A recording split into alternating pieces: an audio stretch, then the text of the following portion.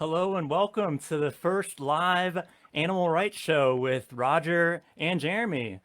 The whole idea behind this video is for us to create a bit of an Ask Us Anything about veganism and animal rights. So if you're joining us, feel free to drop your comments and questions in the down below the video. And I believe my co-host Roger has been working on new mask designs. So while I'm doing some shares to make sure others know that we're online, let's take it over to Roger and so he can introduce his new mask. How are you doing, Roger? I'm doing fine. You can't be too careful nowadays, you know. I heard that you can get things from the screen and the flat Earth and the lizards and stuff that are around. So I'm being extra careful. So what do you think? I just realised I can't drink though. And you sound a bit muffled. So Yeah, I'm not surprised. I'm gonna see if I can get this off without taking my skin off now. So. Look at the suffering Roger's going through to bring you to entertain the masses. Entertainment, eh? Okay, so I think the plan for today is we do have some questions which people have kindly written in advance, but also if people bring some questions up on the screen, then we're going to take those as a priority. We're just getting set up, so if anyone does have any questions, this is a great time to ponder them and drop them in the comments for us. Also, this is the first time we've ever done this, folks. So it's a little bit of a test. So you're part of an experiment, really. So we're experiments on you So maybe that would be an issue in itself. Is that ethical to experiment on our Facebook followers? Yeah, it's animal testing. Yeah, no, yeah.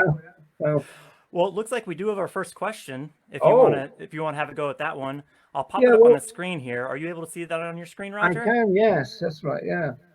What's the Irish government? Okay. Are you able to read that, or shall I read it? Yeah, read it. Yeah. So Paulina has asked, how could a plan be proposed to the Irish government to help animal farmers transition to veg and crops? I feel like the current crisis could be a way to make many move away from animal agriculture, but subsidies in place do not favor this move. How can a plan be proposed to the government to make this happen? Fantastic question. Yeah, it's a great question. Actually, it's funny enough, I mentioned the VIP before, Vegan Information Project, and it was something that we've been talking about within that, in the sense that we realized that if we're going to, as it were, do a Harold Brown and help people and farmers transfer, we're going to kind of need to know how to do it. And so I think the first thing is to do some research on the system of subsidies, see how they work. From my initial dip of a toe into that, I think the system is pretty complex. So it's going to need some work, and probably the people who are kind of helping do that already. I mean, for example, I think Sandra Higgins from Go Vegan World has already helped some farmers, and Harold Brown in the States with Farm Kind does that. And so, as a background to that, funny enough, I've always been opposed to political campaigning, not fully, but in a sense of at the moment, because I think that we need to bring about some cultural change before we can make effective legislation change. And we can even see that in terms of the kind of law that we've got so far has been very weak and usually full of holes and loopholes, and generally kind of doesn't work, certainly not from an animal rights point of view. So but I think now it is time for us to research this issue, and that we need to get some contact now with the EU and with the Irish government and people working in Britain, elsewhere, and trying to get our heads around the subsidy system, find out how it works, and then how we can encourage it. Because we've had several farmers come up to us over the last, I'd say, 18 months. And sometimes they're very kind of oppositional.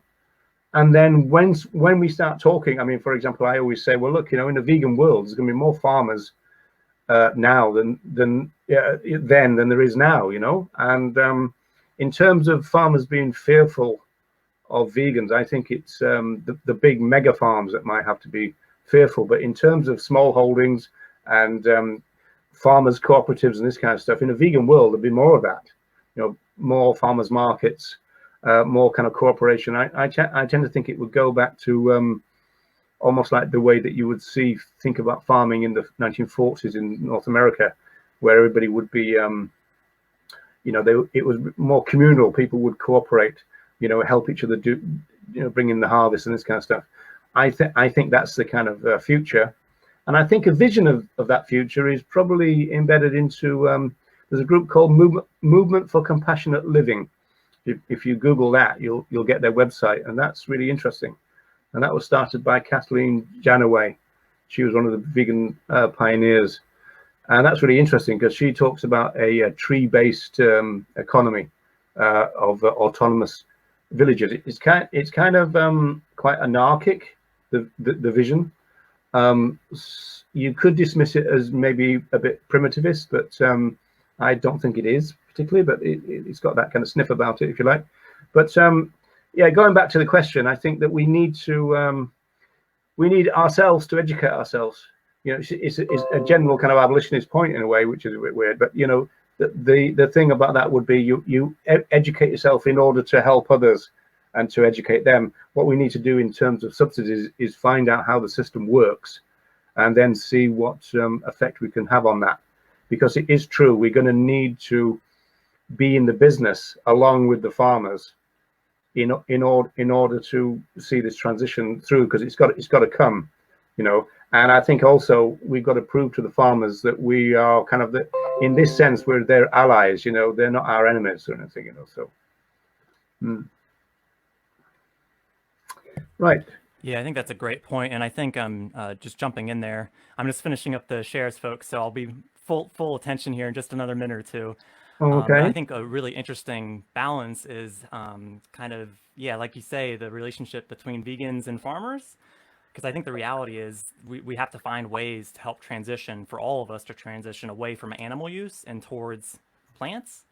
So I think there's some exciting initiatives. I know the Vegan Society is working on the Grow Green program, which I think is still developing some ideas, but I think there's definitely room for further discussion there, and thinking, you know, tactically about how to, you know, support and, you know, take away those animal subsidies, maybe even move those towards plant subsidies or whatever the case may be.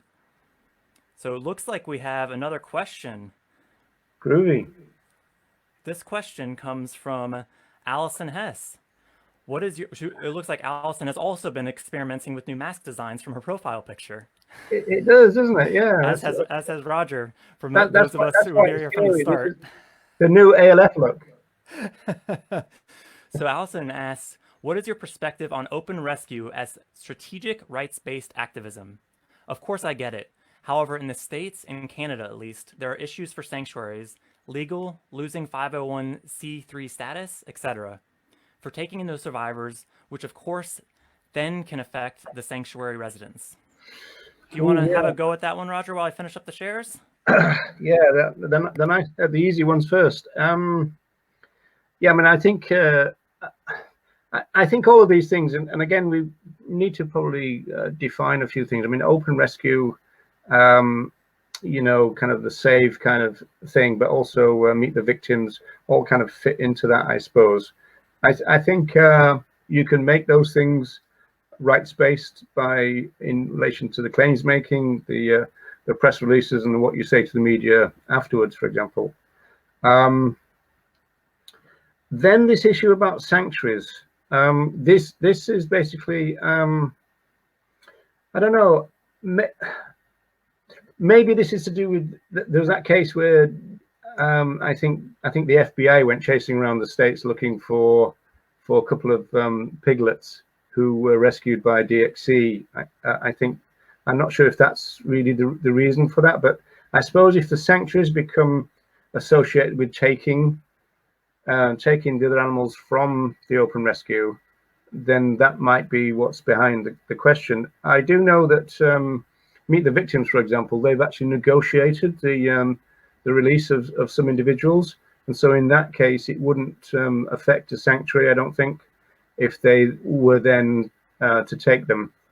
In fact, I think there was an Irish case where the guards, that's the Irish police, they kind of facilitated the release of a pig, and she or he ended up on a sanctuary. And I think they probably, not quite sure whether the guards knew where eventually the pig was going, but I don't necessarily, I'm not actually quite sure whether there's going to be a real problem there in terms of the relationship between open rescue and the sanctuaries. There used to be in the days of, as it were, illegal rescue, the ALF type rescue. That was always a problem for sanctuaries, because some would take the liberated individuals, and of course that could be a threat to them. But I would have thought that the open rescue thing was probably less of a threat. I'm not actually quite sure, Alison, whether I'm answering your question here, because I think I'm getting what you're saying, so I think I've answered it. But if not, you can always tell me and ask me again. But yeah, that's what I'd say. It's not. I think you can do it rights-based, and I think you can probably incorporate the sanctuaries. But whether it's a threat to the sanctuary, I'm not quite sure, really.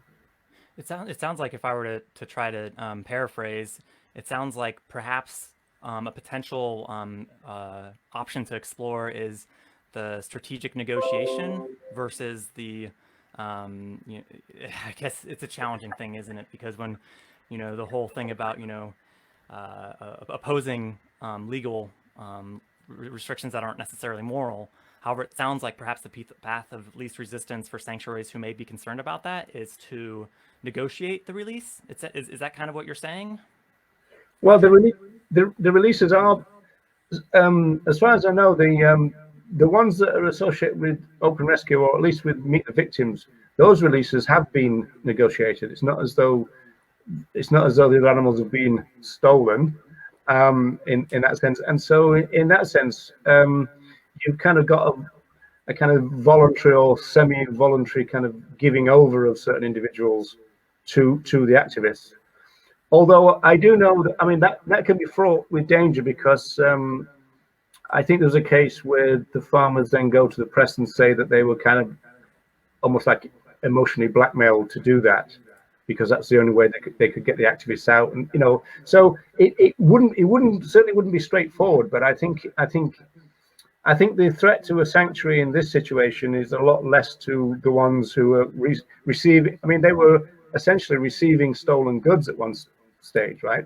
Well, and you can't steal someone who's not property, can you? But under the current writing of the legislation, yeah, that's right. they frame them as property. That's the Francione thing, isn't it? Well, yeah, but again, that's the one core right, not to be treated as property. Yeah, but even with the ALF, the property status was forever being emphasized, because you would be you could be charged with criminal damage,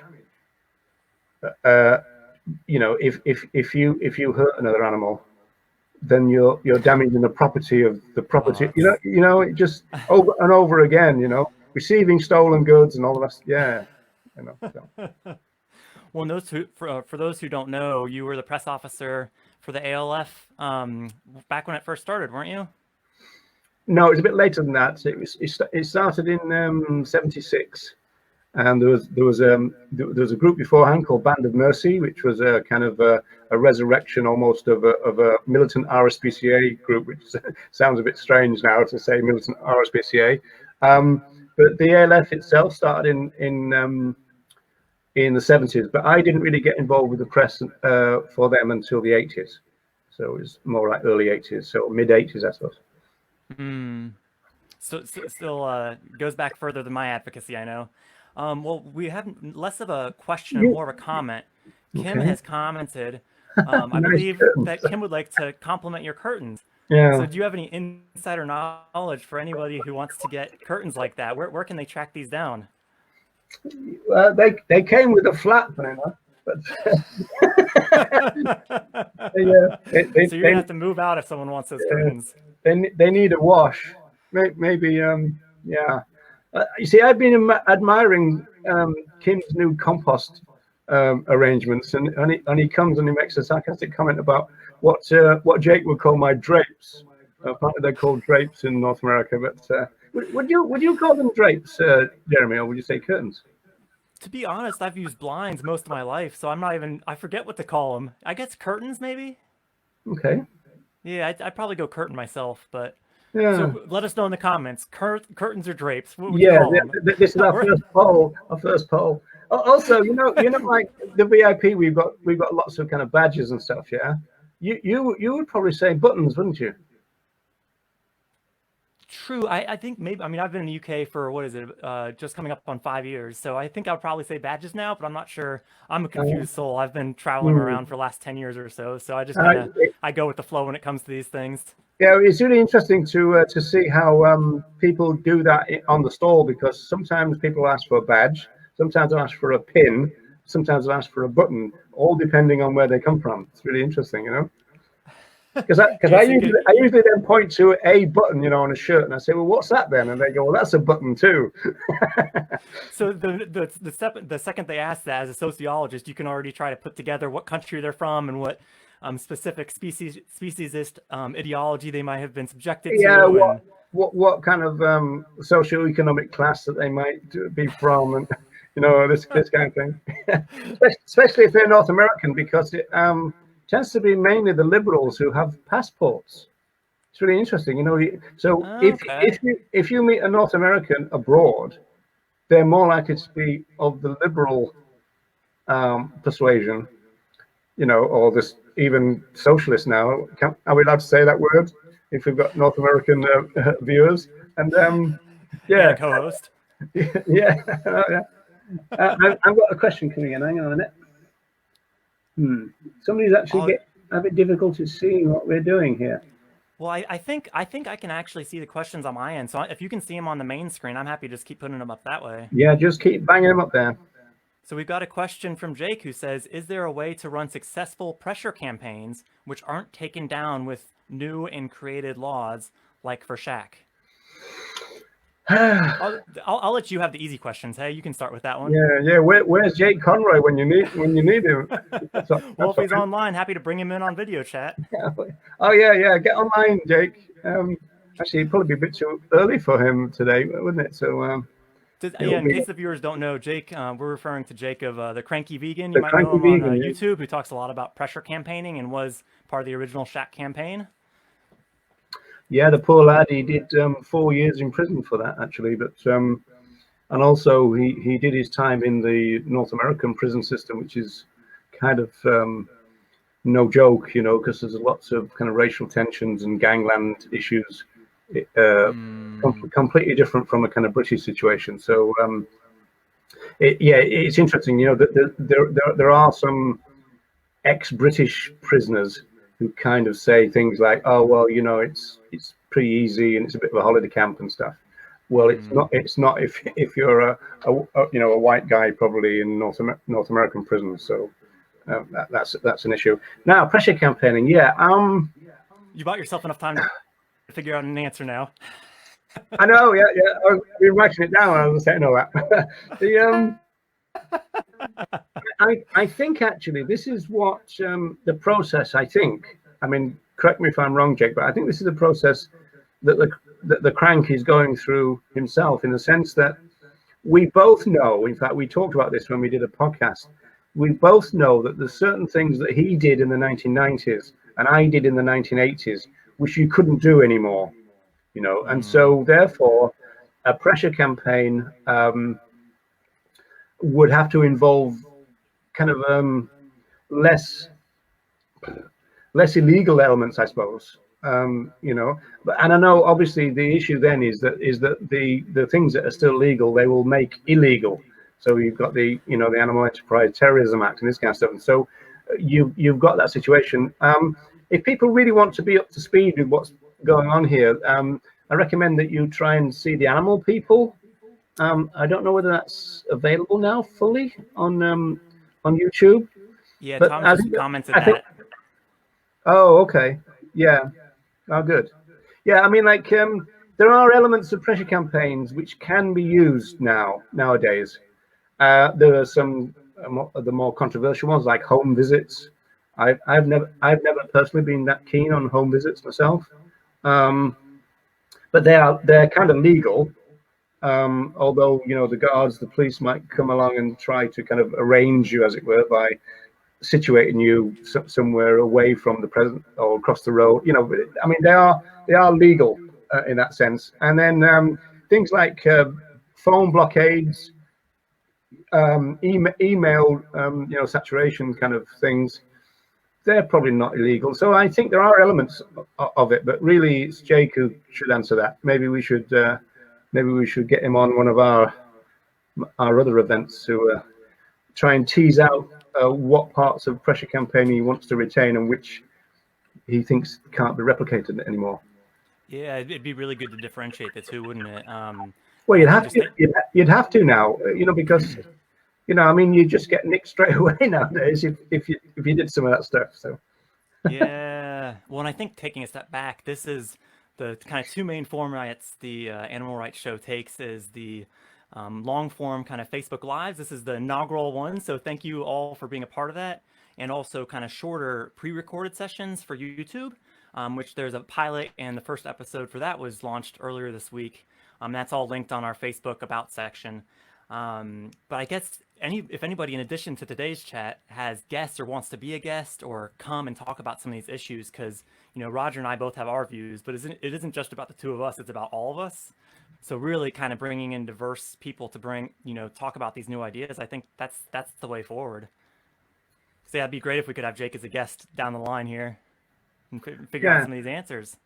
I'm sure it can be arranged. And now a word from our sponsors, people.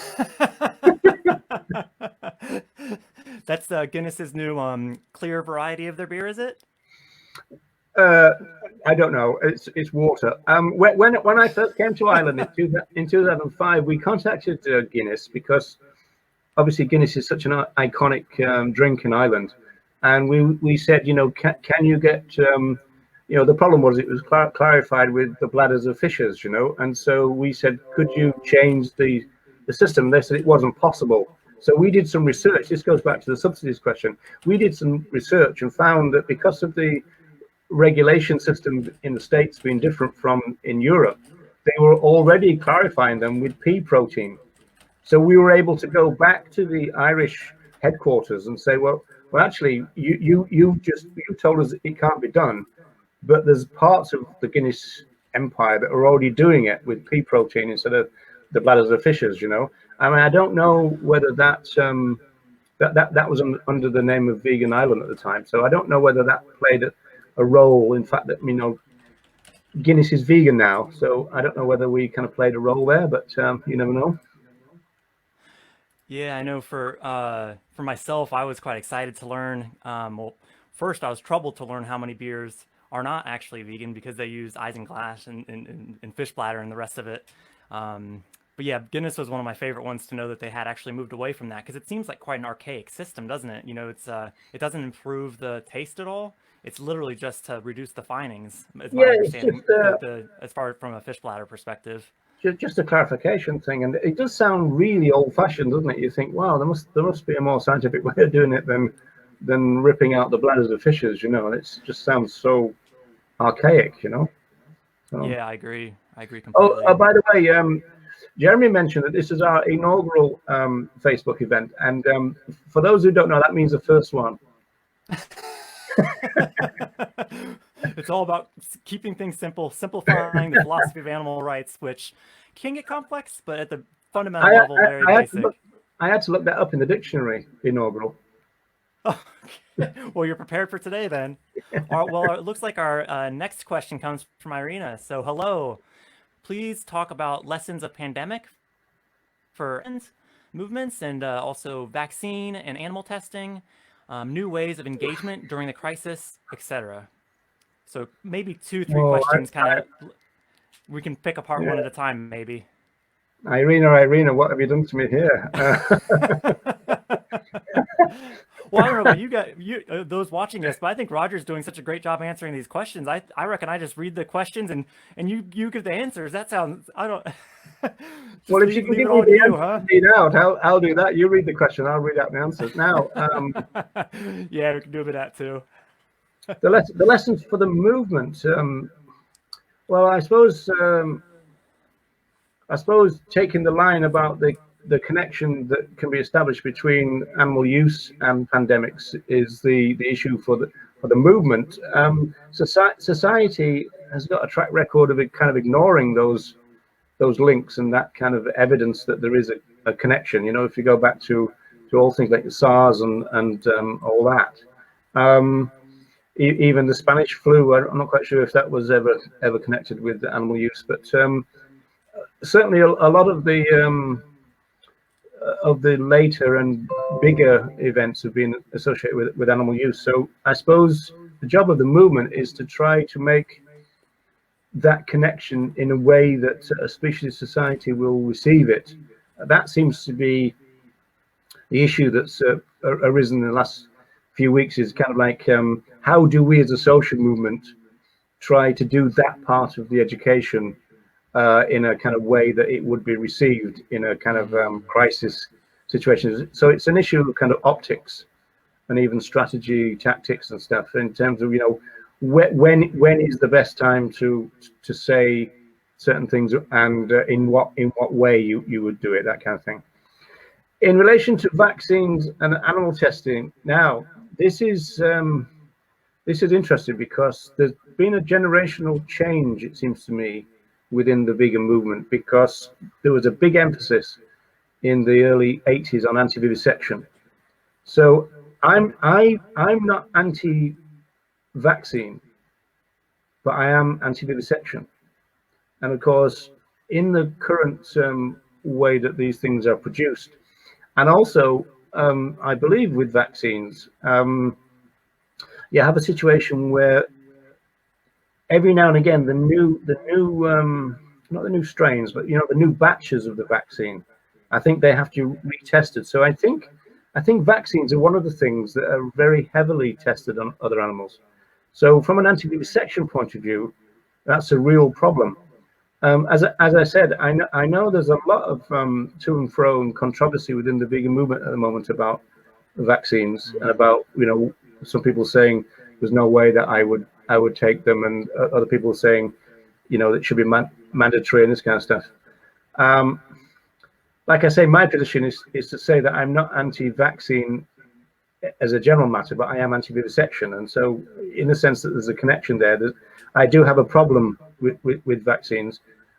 Although it's like other things. If you end up with a non-tested version, then I'd be quite happy about that. But I do know it's a tricky issue to do that. And then the new ways of engagement during the crisis. Well, I think maybe I covered that in the early part of the answer, in the sense that it is I mean, all of this is tricky. You know, it's interesting. You know, and I've seen that generational thing. There would be much more opposition from an anti-vivisection point of view back in the day, whereas now people, you know, you've got people who are very pro-vaccine in the movement now, which wasn't really the case back then. You know, I mean, I remember books like Slaughter the Innocent by Hans Reusch from 1979, and actually there is a lot. I mean, obviously there is an argument about the origins of vaccine and how they came about. There's an argument that the doctors who developed vaccines, as it were, did it on themselves, and so therefore they became those kind of doctors who are known to have you know, came up with a theory and tested it on themselves, or with human volunteers. But then you've got the ongoing testing regime, which is also an issue. This is not easy to negotiate, but you can take a strong anti-vivisection stance, which I would. But I got a feeling now there's elements in the movement that are gonna, I don't know. I don't know whether there's a element now in the vegan movement who are kind of, they're vegan but not opposed to all vivisection or something. You know, it's an interesting one. I mean, like, you're relatively new to the movement, Jeremy. What's your take on this one? Yeah, I mean, I've been vegan 6 years, and dedicating most of my hours to animal advocacy for the last 3 years, I'd say. Um, I think it's a challenging one because it almost, without getting too in depth with the philosophy, it gets into those discussions of when rights intersect. When does our right to,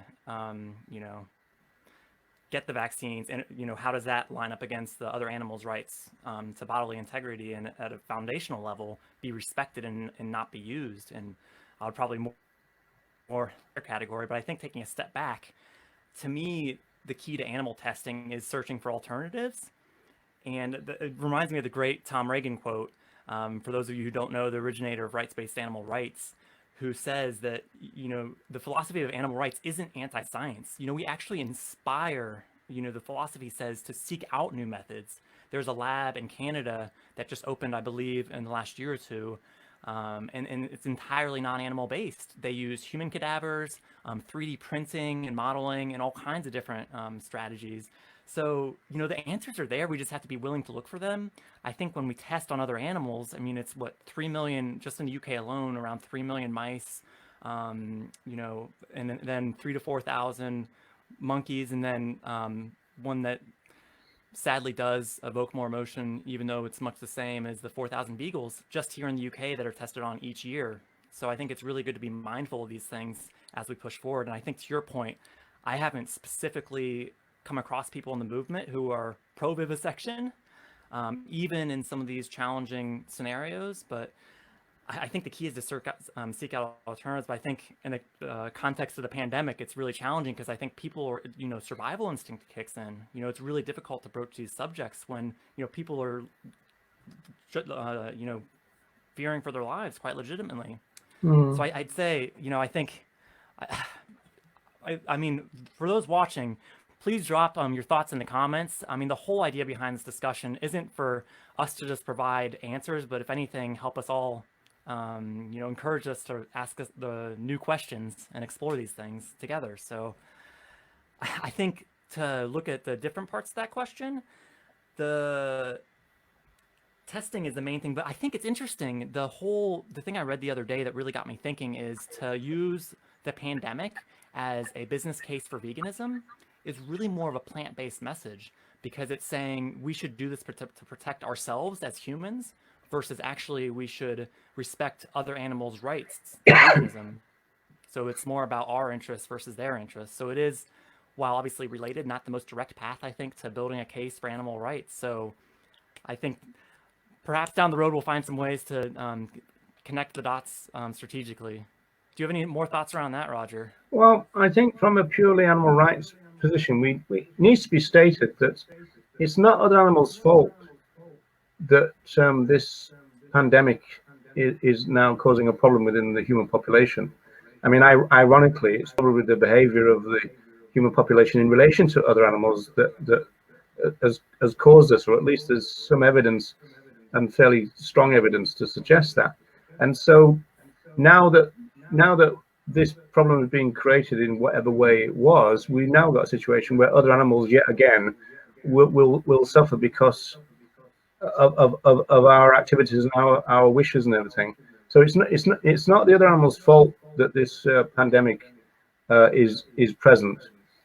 They've already tested on ferrets to actually find the characteristics of coronavirus, and now, of course, there's going to be all kind of research going on in terms of this rush to get these vaccines out. Although I do know that one of the interesting anti-vivisection elements to this is that there's such a press to get these vaccines out quick that they're kind of talking about going to human trials earlier than usual.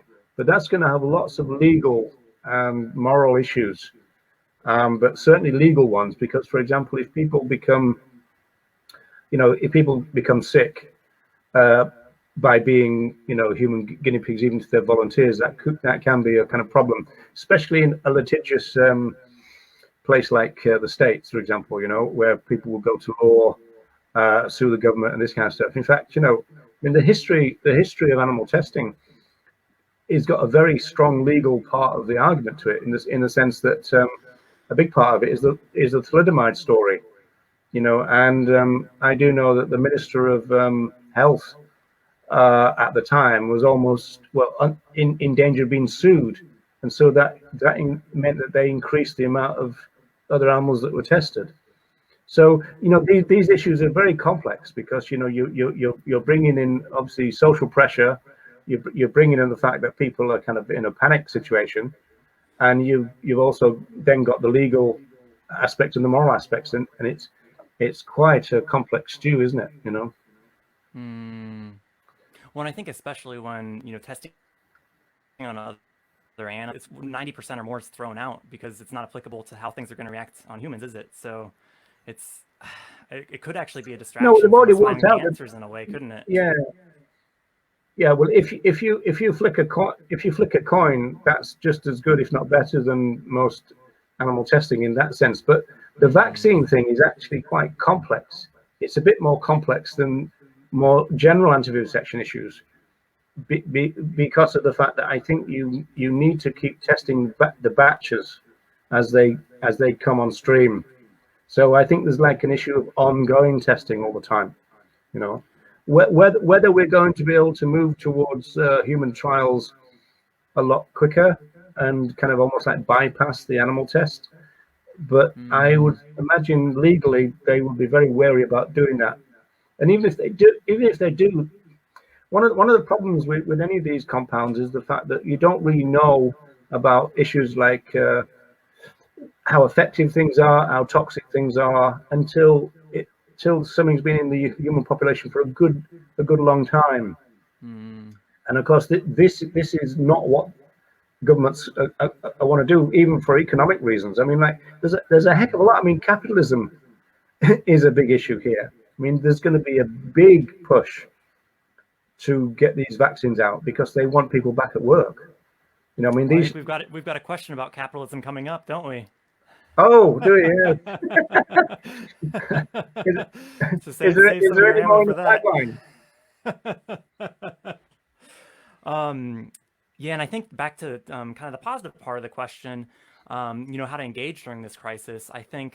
I know for me personally, I'm actually feeling more connected with others in some ways. Obviously not from a physical perspective, but from a virtual perspective, connecting with friends, family, and Roger's a great example. I mean, I think we're a big distance apart and may not video chat as much if it weren't for this going on. So I think the lesson I've learned is just to reach out, be it a family member or a friend, regardless if we're introverts or extroverts, connect with others over video chat, or maybe even go live on your Facebook page or wherever else and just engage with others. Because I think, as a sociologist, you can probably frame it in a even better, but, it helps to connect with others during times of stress. So, are you saying that I have had to put up with all these calls from you recently because of the pandemic? We all have to suffer.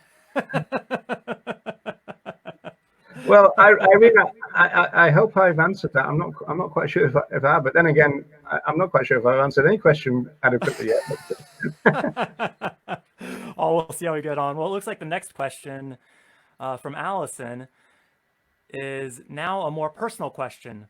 How do you negotiate your relationships with folks who are pre or non-vegan?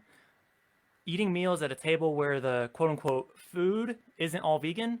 I'm still trying to figure this out 30 years after going veg. Hashtag self-care vegan 101.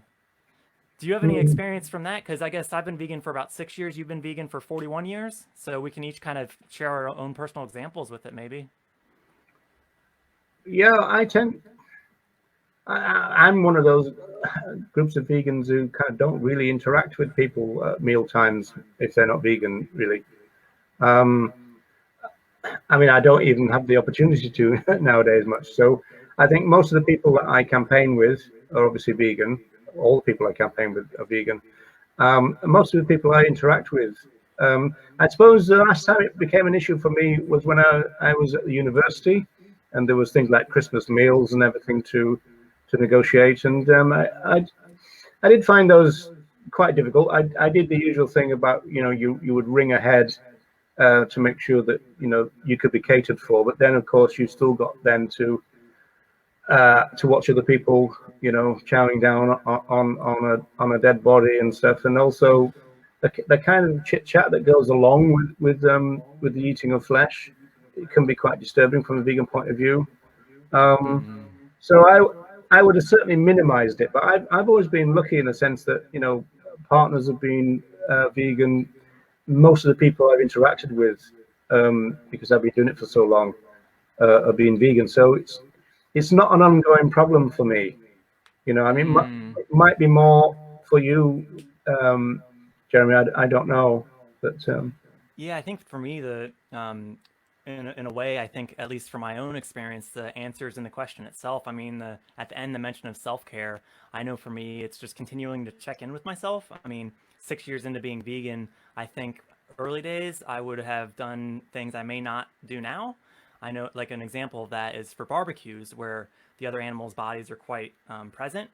I found one of the hardest things at first, and now, fortunately, living in Brighton, I mean, most of our friends do happen to be vegan, so I think in that sense that it's just kind of happened quite naturally that we surround ourselves with other vegans. But I think each of us as individuals has to make some of these tough choices for ourselves, because I think there are some advocacy opportunities that could happen at mealtime. So if we're prepared to do those conversations, and I think there's some opportunity there. But I think number one is to take care of ourselves, because if we don't do that, we can't help anyone. So, well. Has anybody got an easy question, please? I was going to say we're about to go to our prepared ones, but that's even taking it up a notch later. I think it might be time to go to our prepared questions. Shall we do that? Oh, go on then, be a devil. This is my first time using this software, so bear with me. Here we are. So, our first question comes from Kevin. Our first pre-arranged question, I should say. We do give priority to the live studio audience, though, so if you do have any questions of your own, chuck them in the comments and we'll get to them as soon as we can. So, Kevin asks, sometimes people talk about how vegan outreach is about converting one person at a time and that it hasn't been particularly successful. What are the different ways that vegan, rights-based, anti-speciesist advocacy can have a broader impact, say in the media, academia, maybe as simply as increasing access to the vegan lifestyle? Well, thanks, Kevin, for an easy question. Yeah,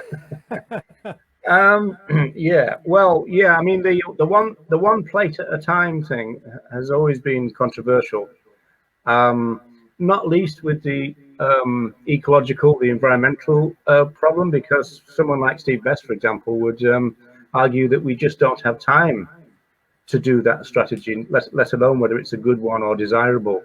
Whether whether it's desirable to take that time, the Earth, the planet that we're on, might not actually have that time.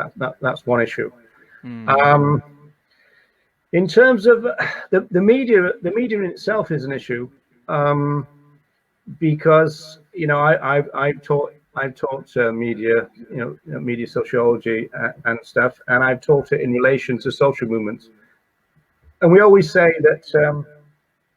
In relation to the mass media, it's the mass in mass media that is very seductive for social movements. And so therefore, kind of getting on the mainstream media can be a very useful tool in terms of reaching millions of people all at once. The problem with that is that you have to meet what they call the exacting criteria of the media. In other words, they tend to go for things like sensational issues, if it bleeds, it leads, and this kind of issue. So you quickly lose control if you engage the mass media. You quickly lose control of the situation, which is always a problem. And so obviously in recent years we've turned to social media. Before that, an issue that came up this morning, funny enough, I looked at Indie Media Ireland. Now, social movements used to use this facility called Indie Media, which has got kind of like, I don't know what you call them, branches, but they've got facilities all around the world. So there's Indie Media UK, Indie Media Ireland, India, Australia, etc. And we used to use those facilities a great deal. And basically what that was almost like a Wikipedia type media, in the sense that anybody could contribute to it, and then other people would come in with comments and everything. And it looked like Facebook and social media has kind of killed it. So I don't know whether indie media would be coming back and be quite useful for us to try and re-engage in it and see whether it's got potential. Is that a word? And so potential. I like it.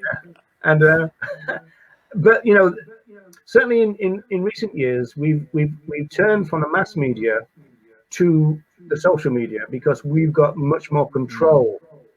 The problem there is that we've got the control, but we don't then have the audience. And of course, the real danger of the social media is that you end up talking within the vegan bubble, and not much leakage out of that, I think. And in fact, I think some of the content that you see is actually, now that they've kind of realized that, and they're aiming content at fellow vegans to get support and money and stuff from them. So it's not necessarily even designed to educate the public or a wider situation. So I think this is why you're getting a situation where, you know, people are kind of creating content which they know would play well within the vegan community, which wouldn't necessarily be the same type of content that you would construct for a wider audience. You know, there's a sociological concept called recipient design, where you design what you're doing with the audience in mind. It's something we do anyway, just in terms of our interaction, but that's just a technical phrase for it. But I think the design of lots of social media content is for within the vegan bubble, and so therefore it's just like recirculating within that. So that, I think that's a problem. Trying to pop the bubble. Yeah, I know that's been my experience on social media, because I probably the most I think taking a step back with any form of advocacy, it's really hard to evaluate the effectiveness. I think, to me, the kind of core of Kevin's question is kind of this converting one person, you know, using the inverted quotes, converting one person at a time, you know, evaluating the effectiveness of that. You know, if they go away, we might be able to know they signed up to Challenge 22 or another support program. But, you know, what do we really know? But I think even, you know, you flip it and you look at pressure campaigns, I think it's really difficult to evaluate the effectiveness of any of this. So I think to me, it's really just a matter of doing what speaks to us. I think specifically academia, that's obviously your area of expertise. I mean, I think one interesting thing about the Case for Animal Rights, written by the originator of rights-based animal rights, Tom Reagan, is he kind of tried to walk a tightrope between appealing to his philosophical, while at the same time keeping things basic enough where anyone could pick up the book and hopefully get a grasp of it. And I think that's a really difficult balance to find. I don't know what your take is, Roger, but I think some of Reagan's other work is probably a bit more digestible. Would you say that's a fair claim? Well, as far as the case goes? I mean, compared with the case. Yeah.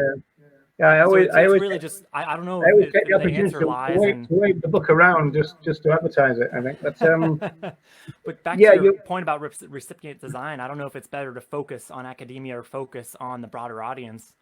You know, it's one of those complex questions, isn't it? Yeah. Well, to your point, to use your phraseology on that, what there are some kind of like activist scholars now. You know, Corey Wren would be one. I was one. I used to work with somebody called Alexander Plows, who was another. So there are some. You know, Anthony Nocella the second. You know, he's in that situation. So you've got people in kind of one foot in academia and one foot in a movement. And the idea then would be to kind of like do this kind of bridge. You become a bridge figure.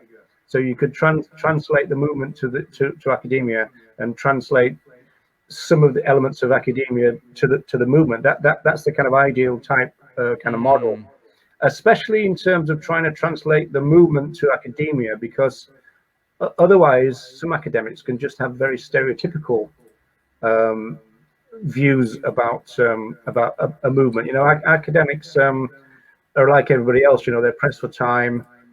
They go to the easy accessible resources. So, you know, they might be doing something about animal rights. They end up with PETA, you know, and so they're going to get a completely distorted message and that kind of stuff. So so there is a role that the kind of activist scholars could play there, in the sense of kind of pointing people in the right direction. It's only a small little kind of aspect to it, but even going back to the media, only a small number of us have the expertise or the open, even have the access to academia. So I think it's probably a fairly narrow group of people who can really tap into that. So like you say, if we can do it in a tactical way, might as well explore. I think the bigger part to that question is also something we can all do, which is, I think, social media and breaking out of that bubble. I know one thing I often do is, and hopefully if people share from there, it can help break that vegan bubble and go to other people's networks in addition to that. And I mean, I think my positive animal videos, specifically that I focus on from Friend Animal Sanctuary, which if anyone's near London, it's a fantastic place to visit once all this stuff blows over. And yeah, I think just showing them as the unique individuals that they are is a really compelling form to build the case for animal rights. And I think we all have so many different skills. I mean, I'm sure there's some people watching this right now that are great artists or musicians or have any number of skills, and it's really just tapping into that and really, as Kevin says, you know, having a broader impact. Going to the end of Kevin's comment there, and actually I think this might be even a slimmed down version of what we originally received, actually, so apologies to that, Kevin. But going back to this thing about increasing access, I mean, that implies that we talk about kind of the mainstreamness of the issue, and that also, like when you're dealing with the media, has got its dangers. I tend to think that the task of vegan activists is to keep the ethics of the situation to the fore, in order that when the people come in, when veganism becomes more mainstream and people come in from all kind of angles, if you like, that they would be then at least alerted to the core ethical, philosophical issues, be it vegan philosophy or be it animal rights philosophy. And otherwise, if those get lost, then a social movement like ours could be in real danger. Because we've still got the issue, which Tom Reagan would call the revolving door, which is that we do seem to be fairly successful in recruiting, but we don't necessarily seem very successful in retaining vegans. So that's one issue that the vegan movement should possibly commission some research. I'm available. Should commission some research on that.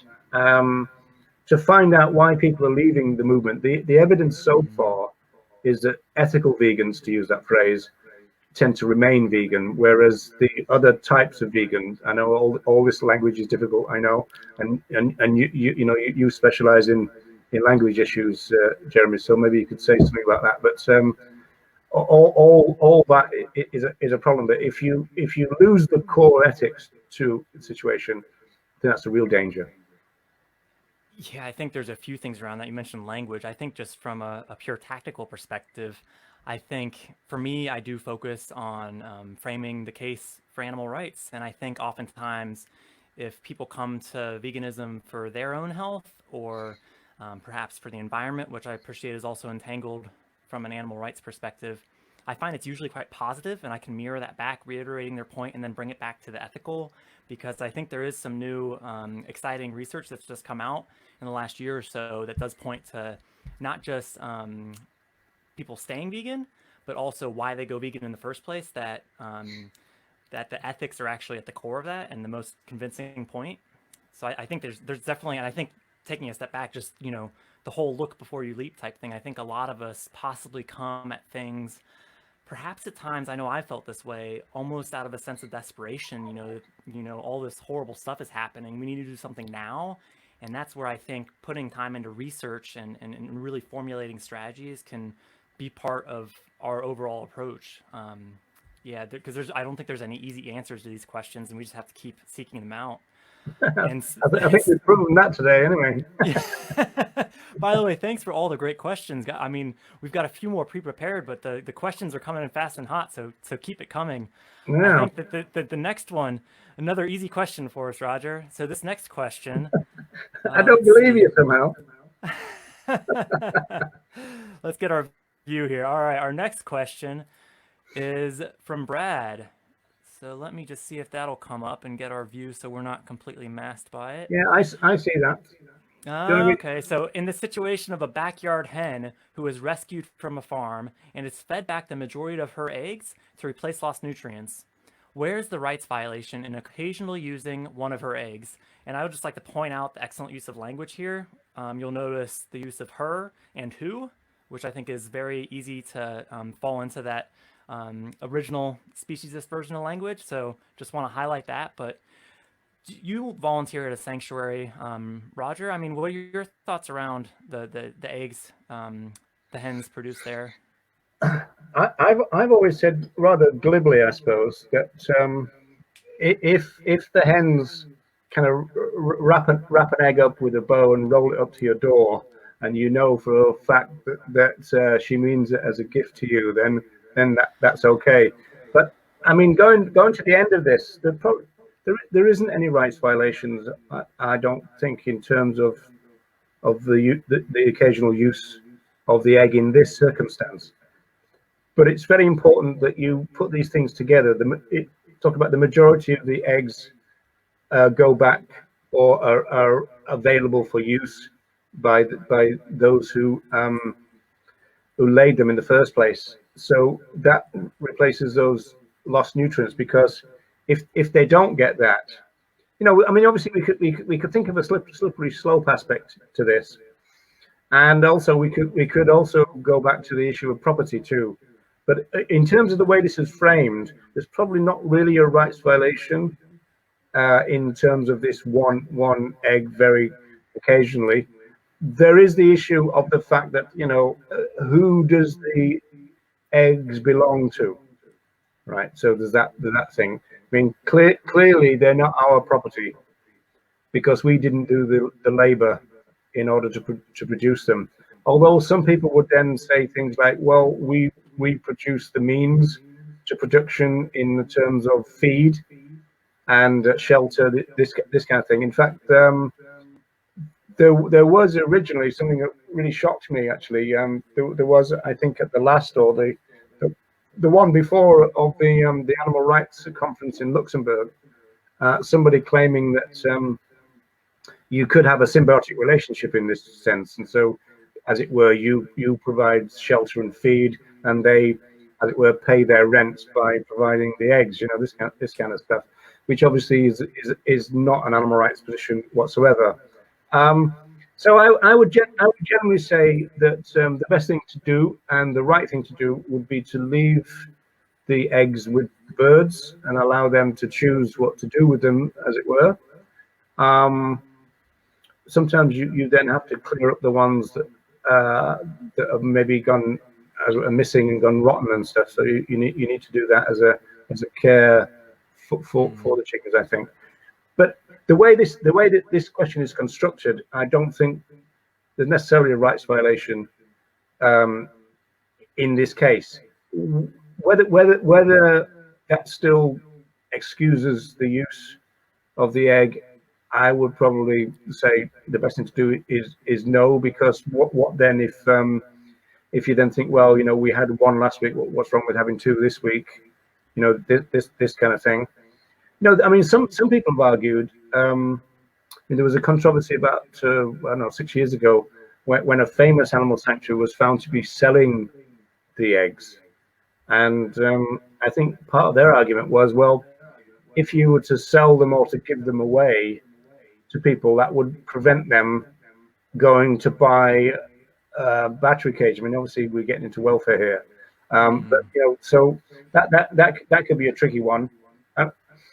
I'm trying to answer the question in the spirit of the question, and it's talking about the rights violation bits, and I don't think that's present, but I think you hit on the key bits. Yeah. I'd let them have their eggs. They're not ours. They're not ours. So in short, let them have their eggs. Well, and I think I think you hit on the key points that I would probably say for that. I mean, to me, it sounds a bit like almost like an evolved happy egg message. I think we've all seen the happy eggs in the chains that, basically, I think, and it's a common thing as vegans and as animal advocates we're up against is to build a case against this, ethical use. And I think for the specifics of this scenario, I mean, I've volunteered at about a half dozen sanctuaries now, in various capacities, either for a day or long term. And every time I've seen an egg that's available to the all the residents there, they last about 2 seconds. So I Yeah. think you would be hard pressed to even find the scenario taking place where even if the other chickens don't eat the eggs, the other animals will. So I think it is probably a fairly unlikely scenario, but I think you hit on the main point there. I think taking a step back from the philosophy, I think just from a behavioral psychology perspective, I do think, your scenario of, one egg and two eggs, I think by doing those things and eating something from an animal, we're sending the message that we need those nutrients both to ourselves and to others. And, oh, well, if I don't eat that Mm. egg, I'm not going to get this, which I've really tried to move away from, Mm. even having that discussion in the first place. So, Yeah. Also, I think that these are complicated questions, though. I think, mm, whenever if we ever reach this vegan world, I think we all envision, I think we'll probably explore these things further. oh yeah, there's going to be a lot of sorting out in a vegan world of things. Going back to Good problem to have, though, isn't it? yes, it would be. Yeah, We'd all love to have those problems and focus yeah. more I on these mean, types of even questions. the what do we do about the field mice who are in the fields? Those kind of problems. We ought to look forward to trying to resolve them because they're going to have to be resolved within the vegan scenario. Going back to the point on this issue here that Brad has raised, I think I would also go back to something that Kim Storwood said in a talk about 4 or 5 years ago, which I saw, when he said that when you adopt a vegan mind frame, you stop thinking of animal products and other animals as food anyway. And so I don't think I would look at an egg and see food anyway. Mm, I would see the underpinning, property of yeah. someone else. So if there's an egg, even if you walk into the sanctuary and there's an egg sat there on the top for whatever reason, you wouldn't be thinking, oh, there's some human food. It just wouldn't occur to me to think of it that way. Mm, just kind of evolving the thinking, yeah. Okay. Well, with that, we may as well go back to our. Thank you for the question, Brad, and keep firing questions at us in the comments, and we'll get to them as soon as we can. I think if we jump back to for a moment to our pre-received questions, my internet is showing a bit slow, so we'll hopefully get there in the end. Yeah, you're getting a bit jumpy now, Jeremy. Yeah, you're smooth on your end. Yeah, the internet. I think we'll all appreciate that we're experiencing unprecedented levels of internet activity. So, really just trying to manage through that the best that we can. But the next I'm really question. shocked. I'm shocked to discover that you've got a bad internet connection. Yeah, for those of you who may have seen the YouTube That's videos. an in joke. Well, I think it's out now, isn't it? But Roger's just upgraded his internet, and now it's about twice the speed of mine. So if there's a weak link, it might be mine now. So, but yeah, the next question comes from Carl, and Carl asks, can you both please elaborate on the meaning of the focus and scope of veganism, and whether or not the current crop of activists are right to dismiss human rights issues and intersectionality as not being relevant or a part of veganism? That wouldn't be by chance a area of focus for you, would it, Roger? No, but you should go first in this one. I've been I've been chuntering away far too much. Well, I can certainly have a start at it. I think there's several layers to this one. I think most of us will probably appreciate, and I think to me, I really like to separate the issues from the individuals first off, because I think on any of these issues, we're going to get challenging personalities on both sides, I think. So I think really focusing on the issues themselves versus those who may be talking about it is the first thing I would say.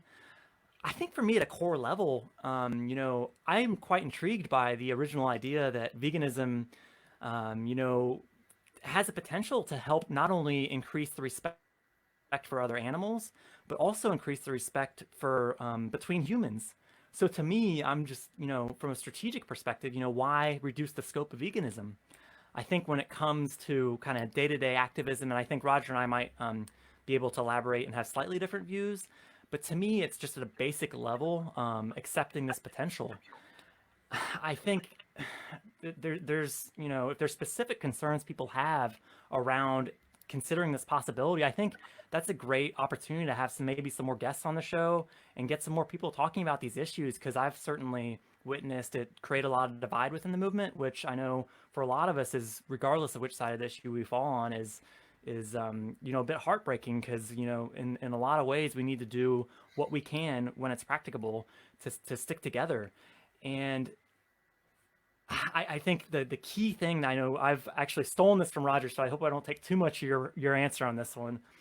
But one thing I've really appreciated from Roger is this concept of focus versus scope, and that the focus of veganism or animal rights is other animals. However, in the broader scope of it, there's also human relations and all these other positive potential.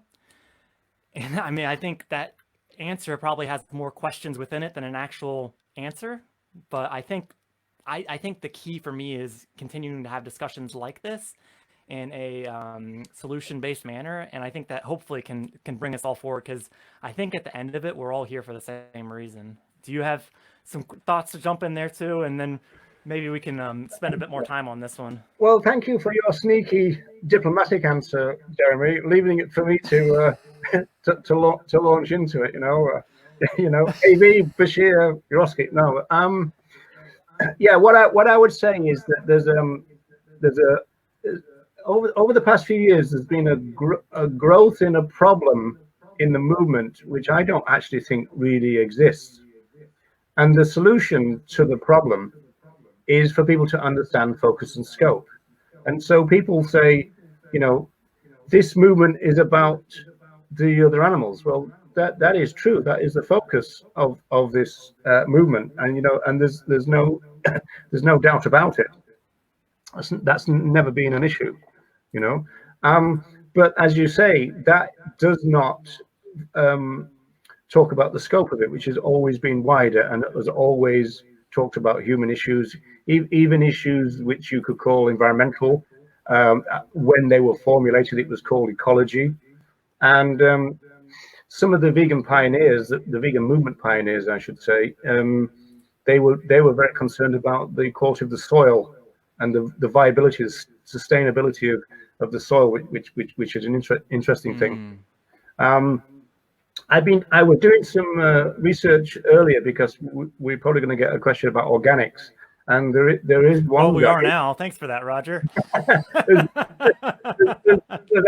we're actually kind of creating soil, kind of vegan soil, as it were, and so those are issues that would replicate the issues of the vegan movement pioneers. So in terms of the current crop of activists who dismiss human rights issues within the movement, they do so out of ignorance of the history of the movement, which I think is a great shame. I personally would never be arrogant enough to join a movement and not, as it were, check out the core foundational beliefs of it. I mean, I would just think that would be, the example I always give is that you can imagine somebody joining the Marxist movement, if such a thing exists, and not be bothered to check out what Marx felt, right? And so you just thought, well, that would be weird. So it seems to me, just on a personal level, I'm just speaking as a person now, for people to join a movement and then kind of make up what that movement is, rather than find out what that movement is weird to me. And that doesn't mean that they have to abide by the views of the founders, but I think they should know what those are, if only to disagree with them. And I think that would be fair. I think that if we were to have a discussion and a discourse about the views of the founders, then we would find that a lot of things they say seem dated now. Certainly the language has changed.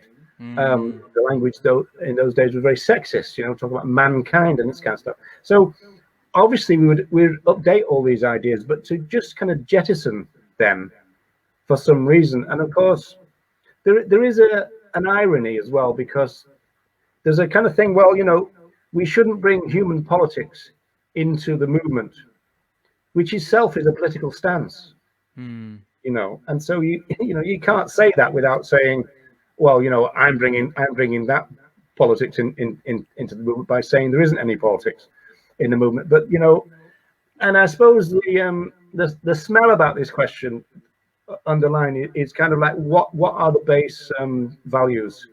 And of course, you've got people like Steve Best who are kind of suggesting that on a very broad level, the values of the movement are kind of what you would often call left values rather than right values. So that's a discussion to be had, because that actually is very interesting in relation to the demographics of the movement. I think you've had a broad scope of people in the movement forever, but I think that they've, in terms of their kind of core values, they've been kind of left-leaning, even if that doesn't come out in the, so it's complex, in other words. But I certainly think that those are the issues that are raised. Sorry. I was just going to say, to stick on that point a bit further, I think one discussion I've seen happen is almost some suggesting that drawing a line down the center and saying this group of people is relevant and this group of people isn't. And to me, it's much more about a spectrum versus an absolute line drawing exercise.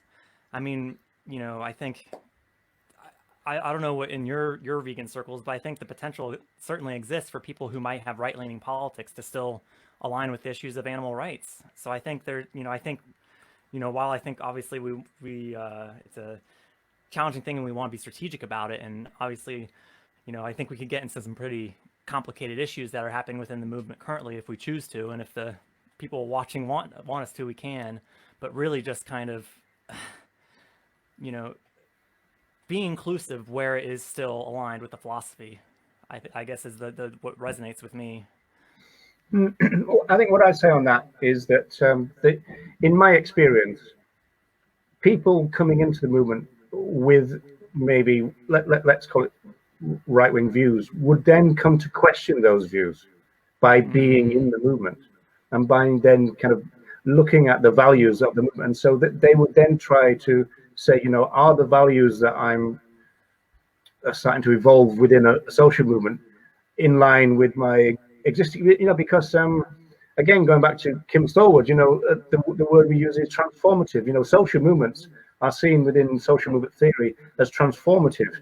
It's not as though people just come in from all different spectrums and just stay like that. They become transformed because of what your new learning.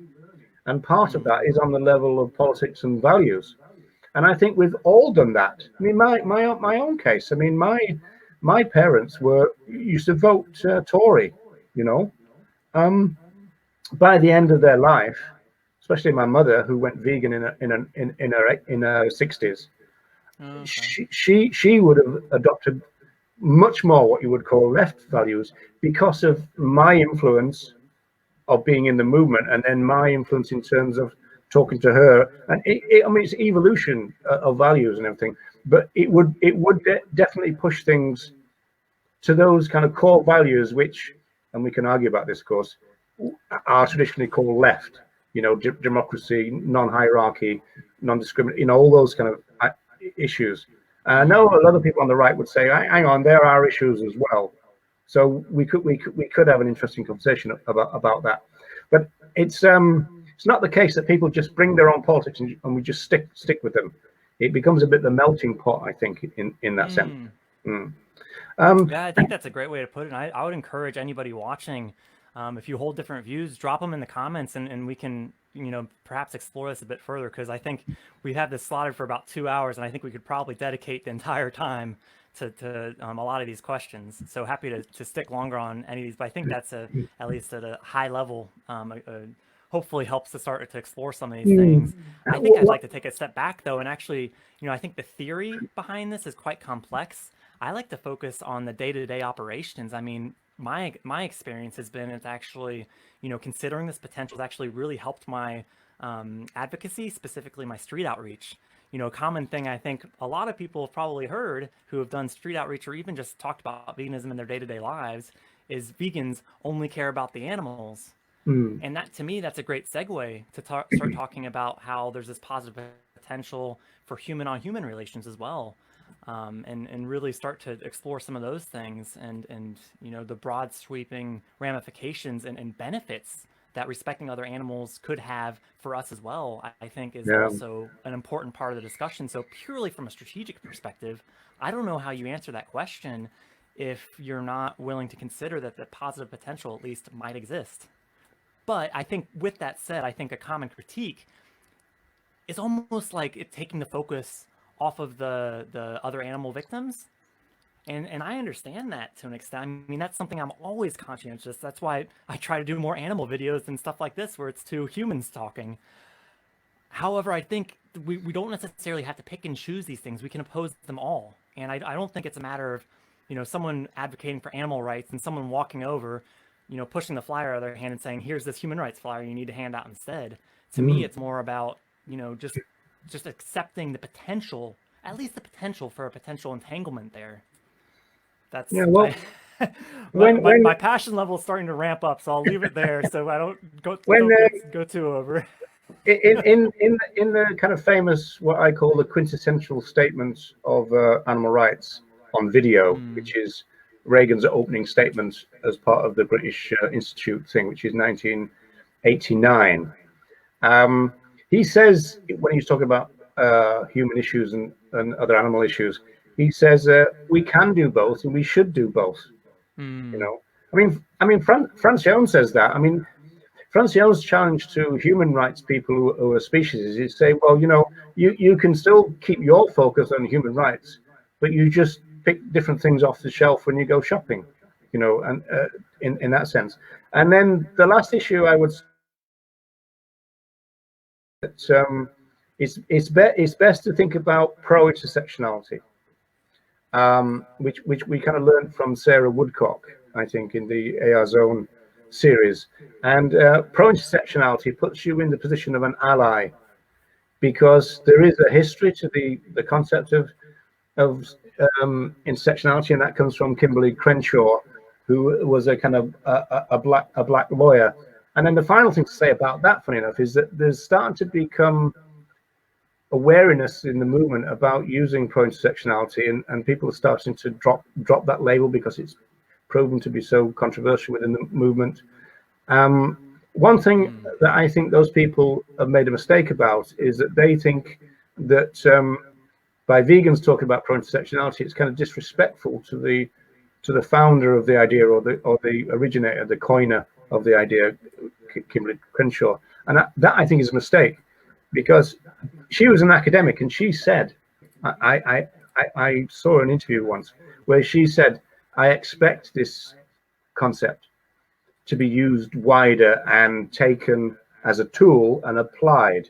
She saw it as a tool that can be applied elsewhere. So she expected it to go elsewhere. So I don't think that would be something that would shock or disappoint her. I think she already kind of saw that coming, if you like. That's just a technical point at the end of that, really. Well, and I think I think we want to move on and not spend too much time on one particular topic. Although, if the topic warrants it, I think we should, which this might. I think the one thing we haven't covered is people simply feeling safe within the movement. I mean, I think if people start to swerve topics about that ultimately boil down to people's safety, and say that, oh, those concerns aren't relevant because we're here for other animals, we're not here for each other. I think that's where problematic behaviors can really go unchecked, and I think that's something to be aware of for all of us as well. Yeah, actually, that is a really good point. I'm really pleased and grateful that you made that, Jeremy, because that's something that should definitely be said here. Because Jake Conroy mentioned that in one of his videos, that the idea that we can all come together for the animals, means that there's going to be people who just won't come because they won't feel safe. And even in the last couple of days, without naming names, there was a case where a survivor was saying that they don't feel safe in this movement because of all the defense of certain views within it, you know, and that to me is, and that is from the kind of anti-pro-intersectional side, that, you know, propounding views that make people unsafe, and that is not good for a social movement at all. You know, we're a justice-based movement. You know, we've got to think critically about those issues. Well, I think that's a great segue, because I mean, the point that I'd really like to keep hitting on is this is just the whole idea behind the Animal Rights Show is to create a space for all of us to explore these topics. So if anyone's out there sitting there saying, I completely disagree, I mean, we, you know, get in touch and we can have some of these discussions. I don't know what the best way is to frame it, but, you know, the animals first or animals only perspective. If someone has concerns around that, let's get you on and let's have a chat, all of us together, and possibly explore some of the concerns there. Because I think that's how we're going to all further understanding. And even if we wind up disagreeing in the end, hopefully we can at least understand where the other person's coming from a bit better. Yeah, but Jeremy, you got me involved because you said that it was just my opportunity to gob off forever without contradiction or anything, you know. So. Sorry, I think your mic's going, Roger. Oh, well, I think this actually segues into our next prepared question. Never mind. There's a different question. So if we just pop down to the comments, I think we're caught up on the comments. So if there's anyone else that would like to ask us a question, otherwise we'll keep going through the prepared questions. There's a couple more. And the first one is Barbara from Texas, who asks, how can we be effective and not alienate people when we share the connection between consuming harming animals and pandemics? I posted one meme about how animal cruelty has brought the world to her knees, but all these non-vegans like it and don't get it. When I explained that so many other pandemics come from what we do to animals, I got rationalizing, defensiveness, etc. Not to mention Chinese slurs and unwillingness to look at what we/they are participating in. So we touched on the pandemic relations to animal rights a little bit earlier on. Is there anything that this question specifically gets you thinking about, Roger? Yeah, hi Bob. I hope you're well. Well, it raises the issue of how to raise challenging issues at a challenging time to an audience that doesn't really particularly want that aspect of the issue to be highlighted. It's not what they're looking for. Because again, to use a bit of sociology, you know, we are in a kind of situation which sociologists call kind of moral panic. And, you know, there's some interesting sociology about how they're created, whose interests they are, and everything else. At the same time, we are certainly in the grips of a moral panic. And therefore, when you engage in that, and you engage in education as part of that, it's tricky because people are almost like heightened fear levels and things, and they're not necessarily going to respond rationally, and maybe not even welcoming, you know, rational discourse, especially if that is quite complex. People are looking for simple answers, kind of sound bites, kind of stuff, and that to put our point about these connections probably would take a little bit of time and exposition. And at this time, people are just saying, you know, tell me what to do, you know, tell me the answer, you know, so maybe that's got something to do with it. Yeah, but I mean, I suppose we're in the same area that we started with there, in the sense that we do have this increasing evidence of the connection, not just with this pandemic, but with previous ones, to the human use of other animals. How to put that over seems to be the issue, because there has been some press about people making the claim and being kind of shouted down and you know, being kind of abused for kind of trying to make that claim. Almost like people are just not ready to take that on board. but at the same time, it is what needs to be said. It's a conundrum. What do you think? Yeah, my internet, I think, is just trying to catch up here. Um, I think there's a lot of thoughts around. I think we covered a few of them earlier on. I mean, I guess to me, I personally might swerve it just from a perspective of it is more of a protecting our interests versus protecting the animal interests, which, of other animals, which to me is the core of the case for animal rights, is actually their interests, not, we shouldn't be violating their rights, period.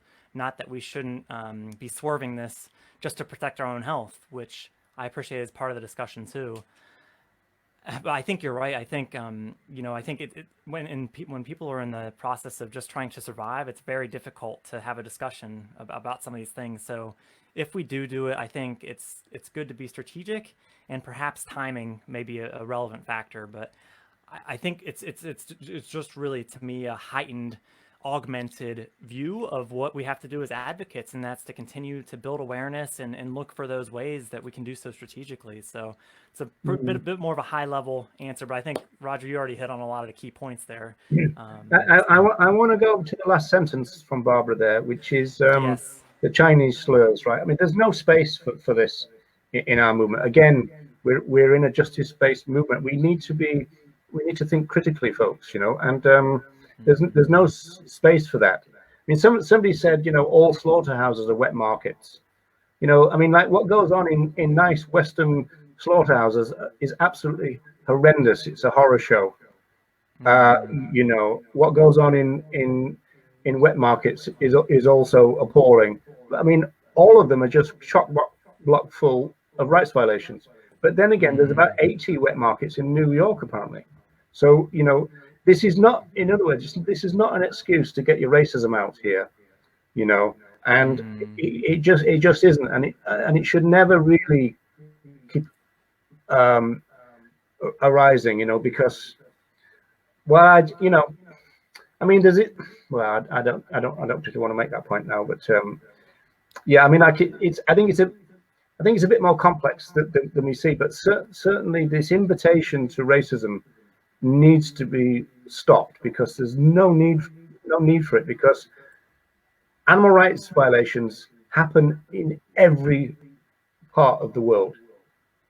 It's ultimately a welfare case, isn't it? It's ultimately saying, yeah, we do it nicer than they do it. Those people are doing something horrible, while looking at our own country as if that's somehow different, when it's all, like you say, rights violations. Yeah, kind of, our slaughterhouses are wonderful, and yeah, I mean, come on, it's yeah. I think that, yeah, and I think back to the previous point, if we make those racist comments, I mean, that's our target audience in a lot of ways. If we're looking at this, I appreciate how you feel about veganism and sales psychology, Roger, so I won't go too far down that path. But ultimately, this is our audience, and if we alienate them off the bat, I don't see what benefit that brings from a strategic or theoretical philosophical perspective. So, well, if we jump back real quickly, I apologize to Brad because I did miss one of his questions. I think my thing was scrolling down automatically, so I've come back up to it. And that question reads, following on from Roger's comment on social media content being designed for those inside the movement rather than those who we are aiming to educate, do you think that some of the big names are more so entertainers than activists? So I think Brad might be setting us up for one here. What do you think, Roger? Yeah, thanks. Well, thank you all for joining us. We've really enjoyed you on the show. Bye, we'll be right at home. I'm not so sure that I would use that kind of language, to be honest. Although I understand the sentiment behind it, I really do. I would make a larger point, and this would feed into all the kind of Ken Savior, Karen Savior type stuff that appeared on the net a while ago, because there's a focus on some of the more recent what you might call vegan entrepreneurs at the moment. But for me, the wider and larger issue is the national groups. and I've also said, in a kind of general, kind of generic sense, I've always said, and I want to make the caveat that I'm not opposed to wages, by the way, but I've always said that some people see a problem, and when they see that problem, they see their cause, and other people see the same problem, they see a career. And I do think that, you know, once you're in that careerist mindset, you then got a problem, because you'll kind of you kind of like need that in terms of income, engagement, content, whatever you want to call it. And so I do think there's a bit of kind of theatrics because of it. I think there's a bit of positioning, you know, like oh, you know, there's certain people now who have kind of got the mantle of, you know, the maverick, you know, Francione, that type of thing, but also the militant, you know, who's the big militant vegan now, you know, the OG, you know, all this kind of posturing, kind of posing. It's almost a bit juvenile and childish, actually. I think. I mean, we've got a serious job to do, and so I wouldn't put it that way. But I understand the sentiment, but I wouldn't quite put it that way. But I do think that when you get a position where you've got to put content out, and there is this vegan bubble, you know, and you can play to it, and I do think that's what's happening to a large degree, and that's not to say it's exclusively that way, and it's not as though none of these people would refuse you know, an appearance on the mass media or anything like that. I'm not saying any of that. It's just that their core activity seems to be playing to the kind of reaction that they've already got, and they know what content will do that. I think that's what it smells like that to me anyway. Yeah, and I think that's for all of us. I think regardless of the level of advocacy or kind of advocacy, I should say, we engage in, I think that's always going to be a tough balance, promoting oneself and ultimately still trying to pull away from that human-centric focus and really pulling it back to that animal-centric focus, which is, I know, what I continue to try to do through my advocacy by showing videos of other animals at sanctuary and so forth. And I often wonder if I should just be better at promoting myself. And I just, you know, I don't know. I think that kind of gets into a different topic there, but I think it's a really, I would just say that for the people who do have the lens on top of them, I think are in an especially complex position to balance these things. And I think we should be mindful of that in general. But I think we could probably get into specific examples, but I think there is still some core good intent underneath it all is what I would like to say. You're a master at finding the good and the diplomacy in every issue. I think one of us has to keep this show going, don't we? that's an admirable quality from you, I think, Jeremy. What was I going to say? I was going to make a final point on that. Yeah, I was just, this thing about promoting oneself is quite a new thing. I was talking to Ronnie Lee about it. We never thought about it in our time when we were in the spotlight, but half the time we used false names because of the situation at the time, you know, the legal situation and stuff. But it wasn't, we never thought about fame or money or anything. And I'm not really saying that that's the principal reason why people are doing certain things. I think it's probably more true of some than others. I don't know. I'm not really trying to get into their mind there, but it's a generational thing. We never thought of it to become the big I am type thing. It wasn't part of the deal in those days, you know. So I think there's a change there. I mean, you know, you could get all academic about it and talk about neoliberal values and all the rest of it, but you know, you don't want to be unkind. At the same time, you think, come on, you know, this is not, you know, to use one of their own lines, it's not about you, mate, you know. Well, I think we've got some easy questions. We're going to take a step back here. We've had some really good questions, so thank you for that. But just some more technical ones, just so everyone knows, this will be available after we're done. We've still got 2 more pre-recorded questions. So there's still more to come, but if you do want to tune in and watch the first part that you may Yeah, have missed, that will be available on the page. Yeah, on Paul, I was messaging Paul, trying to, but I obviously couldn't get him to the right place, so I must have misdirected him. So sorry about that, Paul. Yeah, so it will be available on the page. So there's that, so anyone can watch it back. And then I think the other thing is, so here's a specific request from Adam regarding timing. So from us, this is the first time doing this, so we chose to focus on Facebook. Down the road, we will be exploring if we can do YouTube as well. As far as time zones, we do the best to include everyone. I think this was about 8 a.m. on the East Coast of the We had a big US. debate about it, didn't we? Yeah, and about midnight for New Zealand. My partner's a Kiwi, so those down under, and not trying to conflate New Zealand and Australia. I appreciate that's a thing too, but we are trying to balance everyone around the world. So the other thing that's really challenging at the moment is internet speeds. If I'm looking a bit choppy at the moment, I think that's because they've just picked up. So we're trying to get in before that. But absolutely, if you have any requests on time, we'll do our best to keep that in mind. Yeah, that's an interesting thing. I didn't know that about you. I thought your partner was human. We're all animals, aren't we? Yeah, sorry about that. For those of you who don't know, Kiwi is short for New Zealander, so we'll close the loop on that one, just in case anybody's wondering out there. She's an All Black. Indeed. Well, I think we have 2 more pre-prepared questions, and I think we've kind of started to touch on these topics, but this will allow us to hone in that little bit more. With any luck, I'll do this on the first click. Are people still here? I thought we've got 25 people watching us at the moment. Asleep by now. Oh well, thanks so much for hanging in there, folks.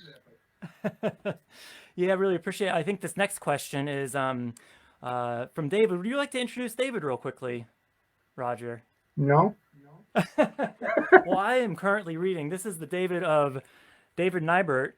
Let's see if I can get the angle David. right. Oh, Animal rights, human rights.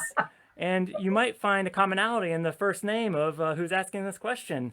So this question is from David Nybert. So yeah. David asks, and hi, David. See, I'm only about a quarter of the way through the book, but I've already got a lot of key points I want to come back and focus on. So, but David asks, as a general rule, the average person is more likely to get involved in the struggle against the oppression of other animals if they are not stressed with financial worries.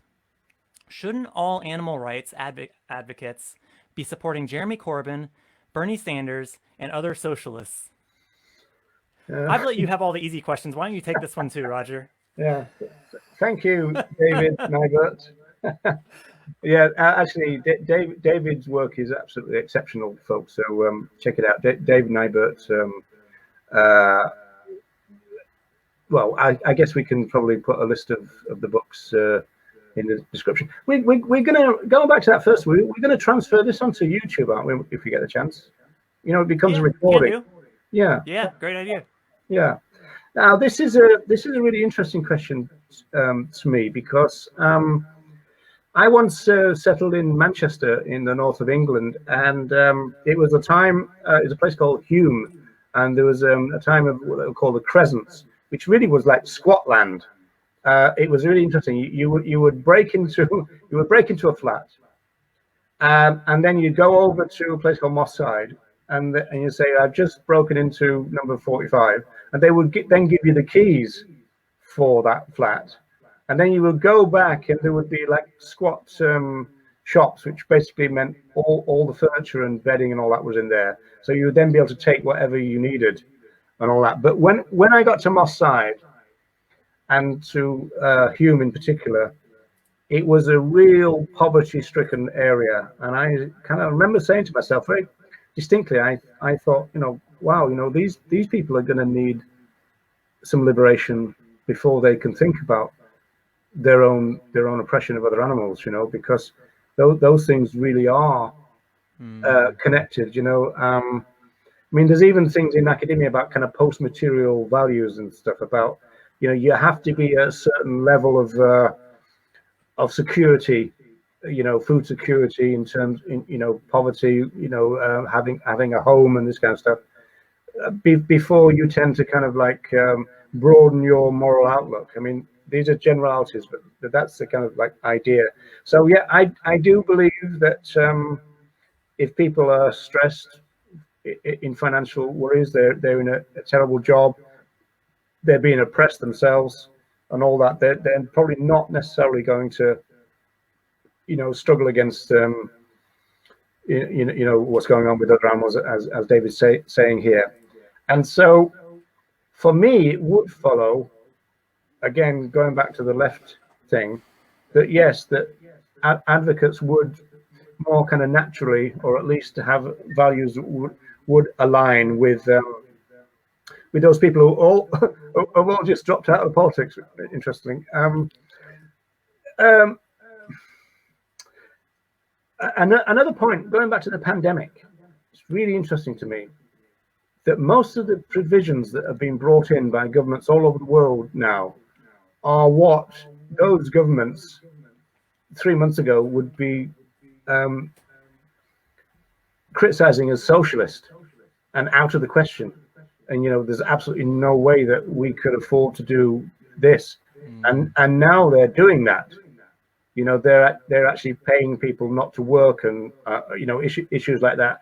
They're starting to kind of like on a more communal level saying we've got some social needs here, so we want your capitalist industry to stop doing what you're doing to make profit, and we want you to now transfer to this social good and this kind of stuff. So yeah, I mean, like I'm in tune with what David said, and nobody who knows me will find that as a surprise. But so I would say, yeah, in like that general thing about left and right and everything, that we should be supporting those kind of people. And one of the reasons for it is that, in David's own words, human liberation and animal liberation are entangled, and we're not going to be able to get one out of the soup without getting all out of the soup. You can't liberate one without liberating everyone, and that's what veganism should be. It should be fighting for everybody and leaving no one behind.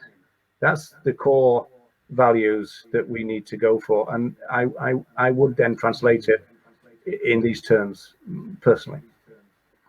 I think that's, yeah, I think that's probably a great point to end that on.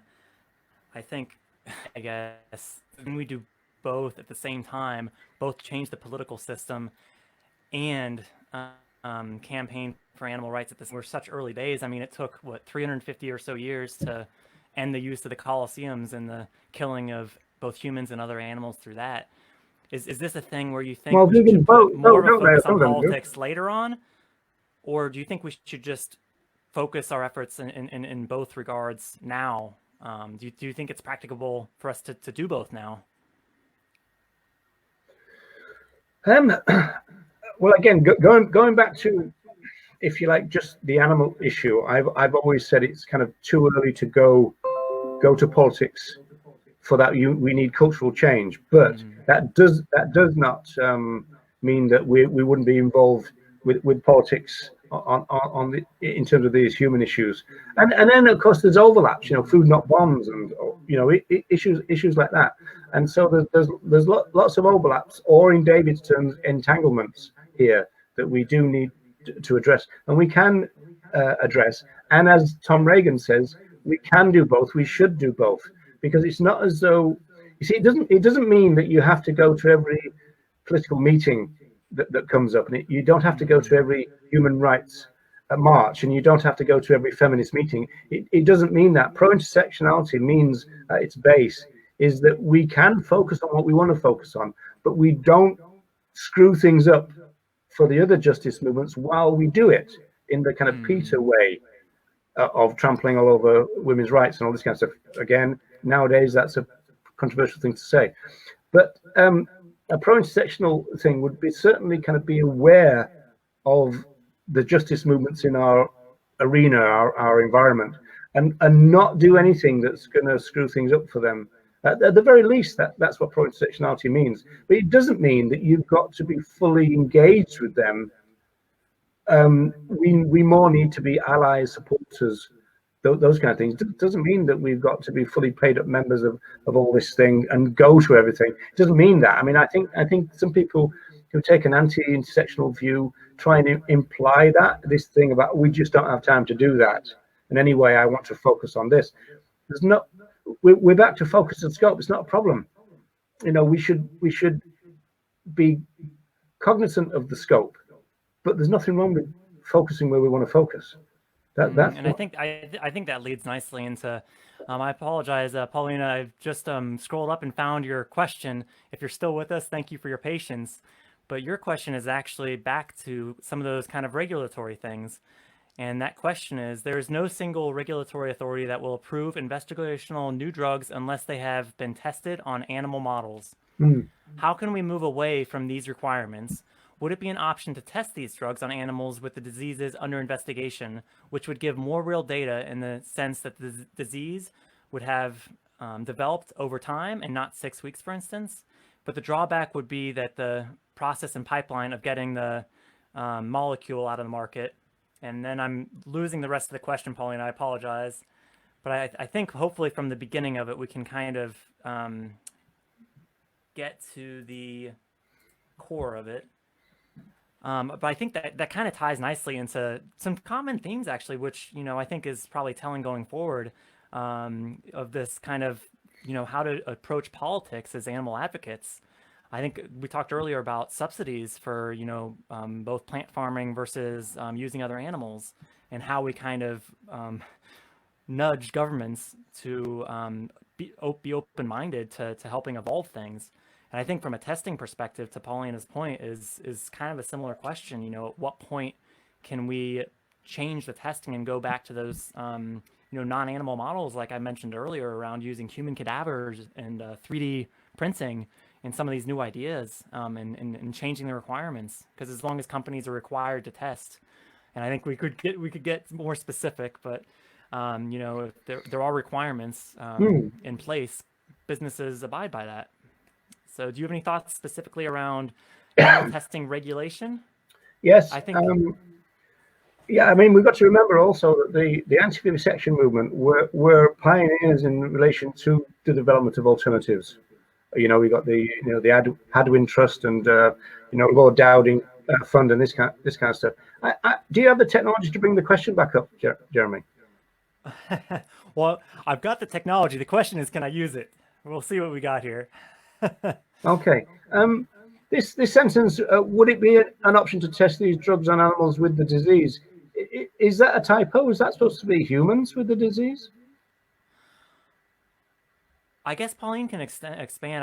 To me, I take it to mean, you know, rather than causing the disease, waiting for the diseases to happen and then testing the new methods. That's how I interpret it.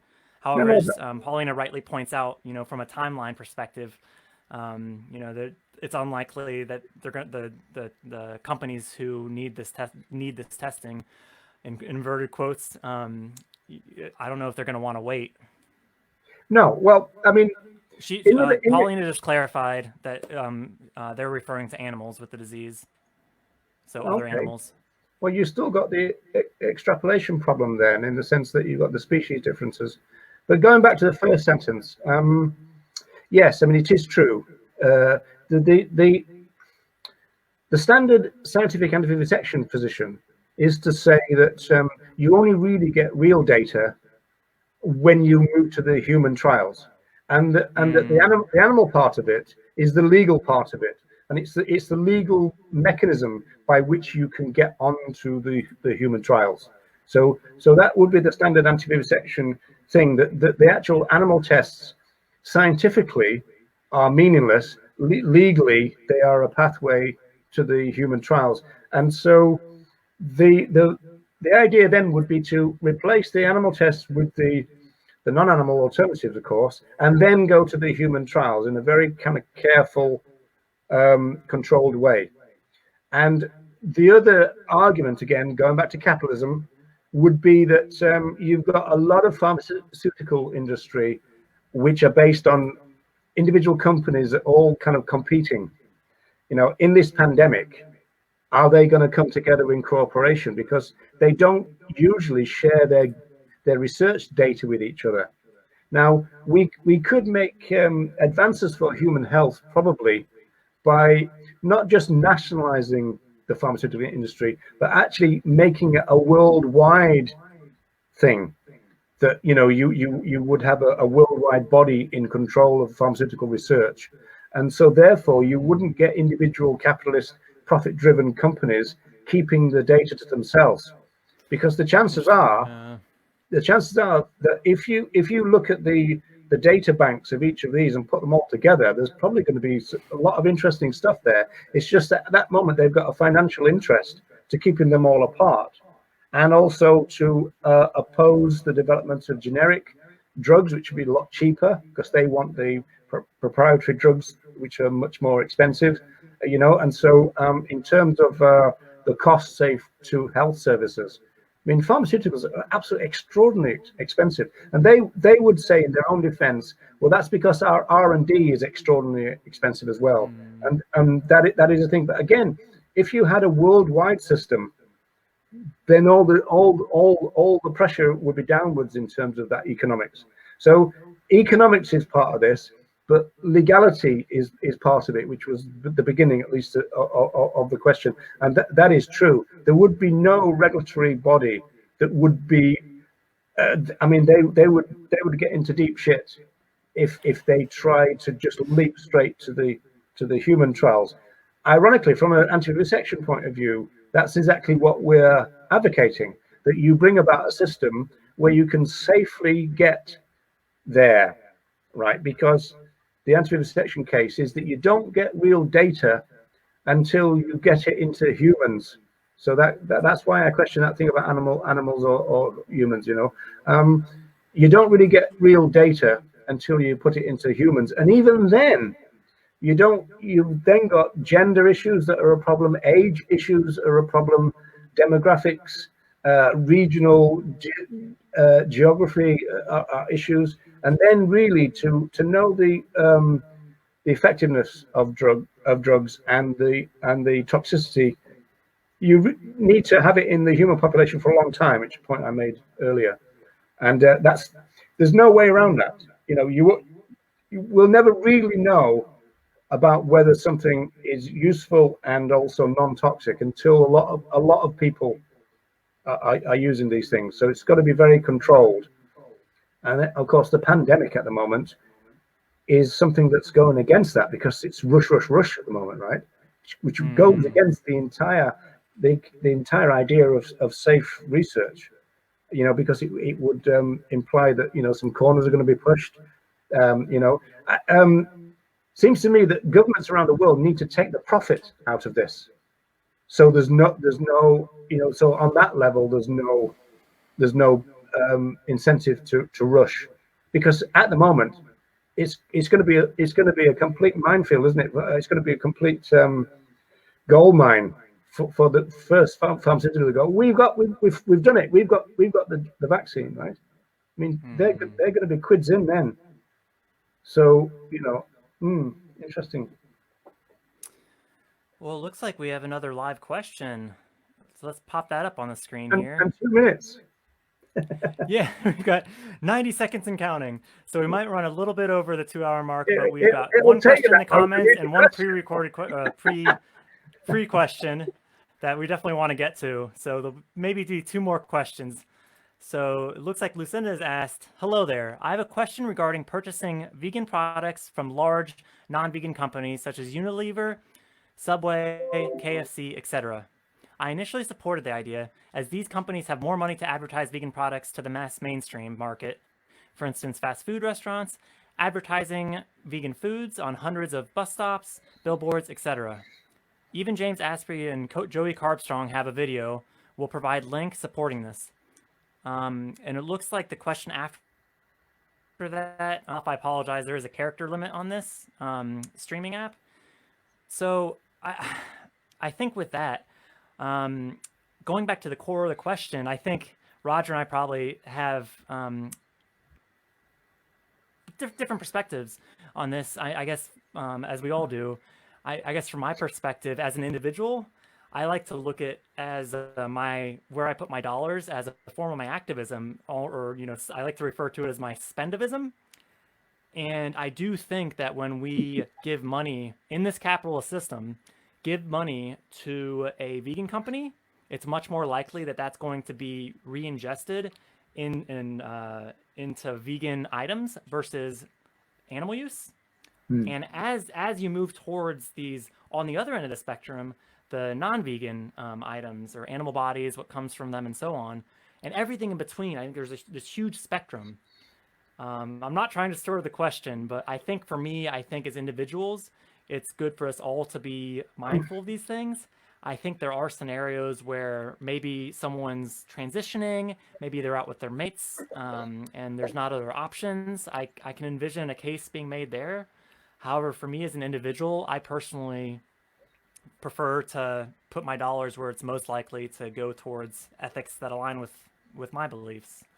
What? Well, we're at the 2 hour mark. We could probably go to 3 hours with that question. What do you reckon, Roger? Yeah, it is a bit He's involved. taking his jacket off. He's So, he's getting ready. He's getting yeah. hot in Dublin and ready to get dirty. Even James Aspie and Joey who are we talking about here? Yeah, actually, my broad take on that is I'm very much in alliance with what Seb Alex says about these issues, which is that vegans supporting these companies as a kind of kickstart to try and help the demand is one thing, but also all these companies like KFC, McDonald's, and all the rest of it, they're all saying, even these vegan meat companies, Beyond Meat and all that, they're saying quite openly, we're not making the products for vegans, we're making these for flesh consumers. And because the population of vegans is quite small, it means that there's nothing much we can do to actually influence that market, but there is a lot we can do in support of a vegan company, because they rely much more on vegans only, or at least as the core of their selling thing. So I would agree with you that the focus should be on vegan companies. A more general point would be that, I mean, my generation of vegans, we wouldn't buy anything from Unilever anyway, like in the same way as, I don't think I've ever bought anything by Nestle. I mean, we just boycotted that crap all the time, so, I mean, Unilever was a big one. I mean, there's a great song by Chumbawamba called Unilever. Check that out, that's about 1982, I think. And so, yeah, Unilever would be just boycotted across the board anyway for all kinds of reasons. A lot of them. It sounds like you're about to swear, Roger. Give me a heads up because we're live. If you're going to swear, just let me know and I'll just beep. So anytime, just maybe give me a warning with your hands or something, and I'll beep you out. I've never been known to swear. So yeah, we would boycott those. Now this thing about, I mean, again, my generation would never go into McDonald's, except with some exceptions that you know about already, which we don't have to go into. So I go for the kind of Seb Alex thing that, going back to your point about R&D, that's very important. If we're able to maintain vegan companies like Plamil, a pioneering vegan company from the past until now, if we're able to support them and keep them viable, then because they are vegans running the company, they're going to invest in R&D, which is going to be kind of like vegan movement friendly R&D, not just profit friendly. So I think that's a big kind of issue that we need to take into account. Plus the fact we can't really do that much to help in terms of going to get your your vegan version of Big Mac or whatever it is. If it comes to, there's a choice to go to a vegan place or a non-vegan place with vegan options, then the vegan place. That's my view, and it would be that as a general rule. I mean, there are some restaurants that are mainly vegan, which I would support. I mean, we're talking about 90%, whatever, plant-based, but as a general rule, yeah, vegan companies. I mean, they're big, massive conglomerations. These things, they don't need us to do their advertising for them, and we're not really going to be able to affect it. I mean, if their vegan products fail, in other words, there's not much we're going to be able to do about that. You know, the vegan population is not big enough to be able to maintain McDonald's keeping the vegan version. We can't do anything about that, Yeah. and also we can't do their advertising. Their advertising budgets are huge compared with our entire movement. So we are small players in that particular capitalist thing, you know. Yeah, and I think Carl raises some good points here. Vegan and animal rights activists shouldn't, in my opinion, support these large chains because of their core business model. Their approach is to identify a threat to their profits, for instance, McDonald's and Burger King with veganism, and then they add products to compete in the marketplace. And I'll let you read the rest of the comment, but yeah, I mean, but being bigger, they can afford to crush their prices and drive the originally fully ethical vegan businesses out of business. So I think that starts to hit on some of the similar points. Yeah, I agree. I agree The with fear that. I have is, are they actually just pulling vegans into their stores, you know, Well, through they've these new said products? that. They've said that actually. Yeah, so it's You know, actually, you know, not only are we, you know, not supporting the vegan businesses we were potentially, all of a sudden we're, you know, we're the new customers, and who's to say these trial products are going to stay around? All of a sudden those those vegan items go off the menu. We know where that money's going to be reinvested. So I think there's some, I think there's maybe a place for it for transitioning and so forth in unique situations, but as a broader, I'm with you on that one, Roger, that we should avoid it as a yeah, I broader mean, methodology. I think your transitioning point is very important because, you know, people. I mean, one thing again, sociology is that they tend to say in terms of food, we tend to be very conservative about our food choices, and we have a core group of staple foods that we are familiar with. We're familiar with the taste. We're familiar with the texture, which is why supermarkets kind of go for standardization. You know, because people get used to certain things, and you know, human beings are really interesting in the sense that we are routine-based animals, and just like other mammals, we can easily be taken out of our comfort zone, and when we do, we panic a little bit.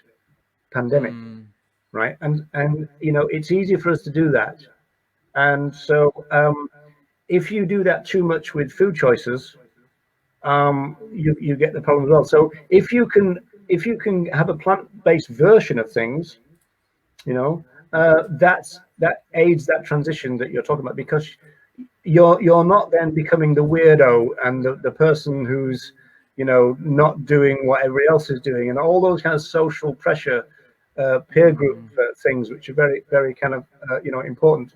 One final point, just briefly, I would say that I've been looking forward to, and I apologize for that ableist language just popped out. Uh, I'm looking forward to the fact that we're going to get over this 20 years when all these companies are kind of, you know, falling over themselves to create these vegan versions of everything, to the stage where their R&D, because the plant-based market will be established by then, their R&D will be to produce just new plant-based stuff that we haven't got a clue that exists right now. And suddenly we're going to have this coming onto the thing, and it's not trying to pretend to be something else. It's going to be something in its own right. And you go, this is, I don't know, quark or whatever, right? And you know, and you Did know, you just try say that. quack? Quark, yeah. And Was you that go, like a, that sounds like a combination of corn and a town in Ireland. no, you know, quark, strangers and calm. You know, that's Hawkwind, folks. No, yeah. So you know, we're going to get all this new stuff coming on. This is quite an exciting vision of the future, because this new stuff's going to come on. It's not going to pretend to be animal flesh, and it's not going to have to be in the shape of a pate and all the rest of the stuff. And it's just going to be new food, plant-based food in its own right. And people are going to go, wow, you know. I mean, I think the potential for that is absolutely massive. Myself. Yeah. Well, I think it'll be exciting. I think we get to be observers in a lot of this and see where these things go. Well, I think with that, Unless there's any other live questions. Well, I think Tom has a question for you, Roger. Do you want fries with your quack? Only from you, Tom. There you go, Tom. With Anyway, that, I think it's also Quark. It's got an R in it. I'll send you the YouTube link to the song. Well, if we haven't learned anything today, we've learned what quark is, maybe.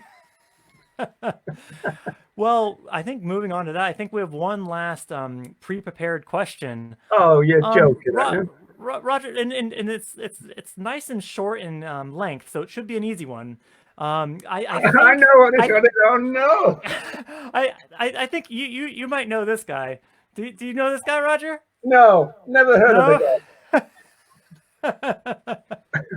What's it? Ronnie what? Lee? Yeah, Ronnie Lee. Have you maybe heard the name before? No, Lee Ronnie, is it? I don't.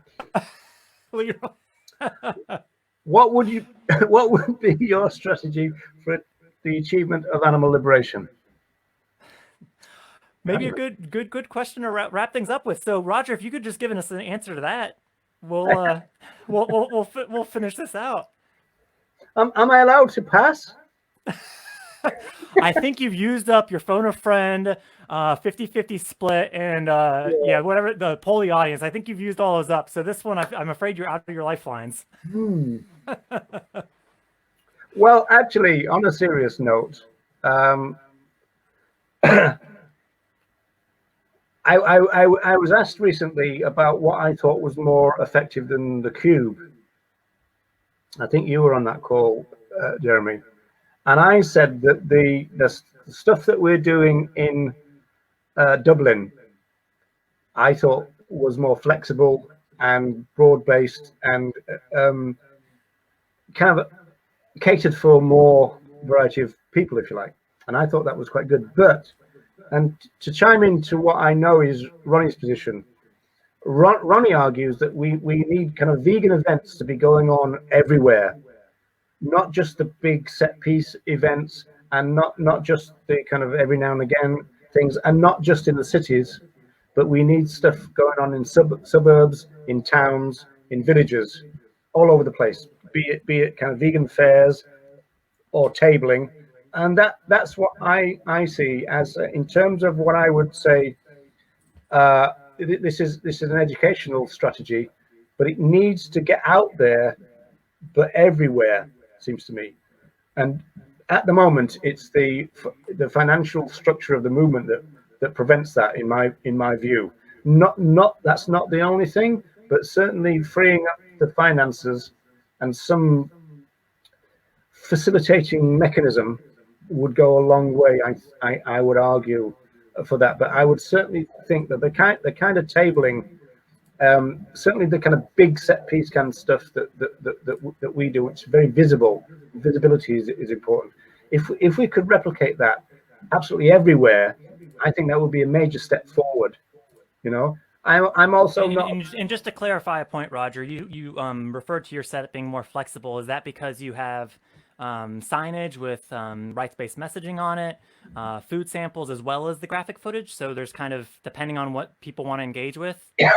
Yeah, that's so more flexibility in that sense. Yeah, exactly. And people come up, and I mean, they might even initially see the pictures from the sanctuary and be attracted by that.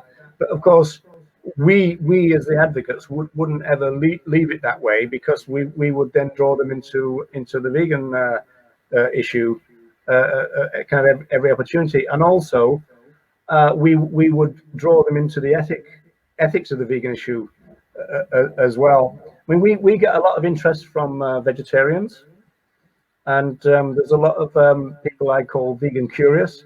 There's lots of vegan curious vegetarians, quite interestingly, and you know, they've done that thing that you see on Facebook all the time. You know, oh, I didn't know about the dairy industry, I didn't know about the egg industry, and you know, how could I have not known for so many years and all that.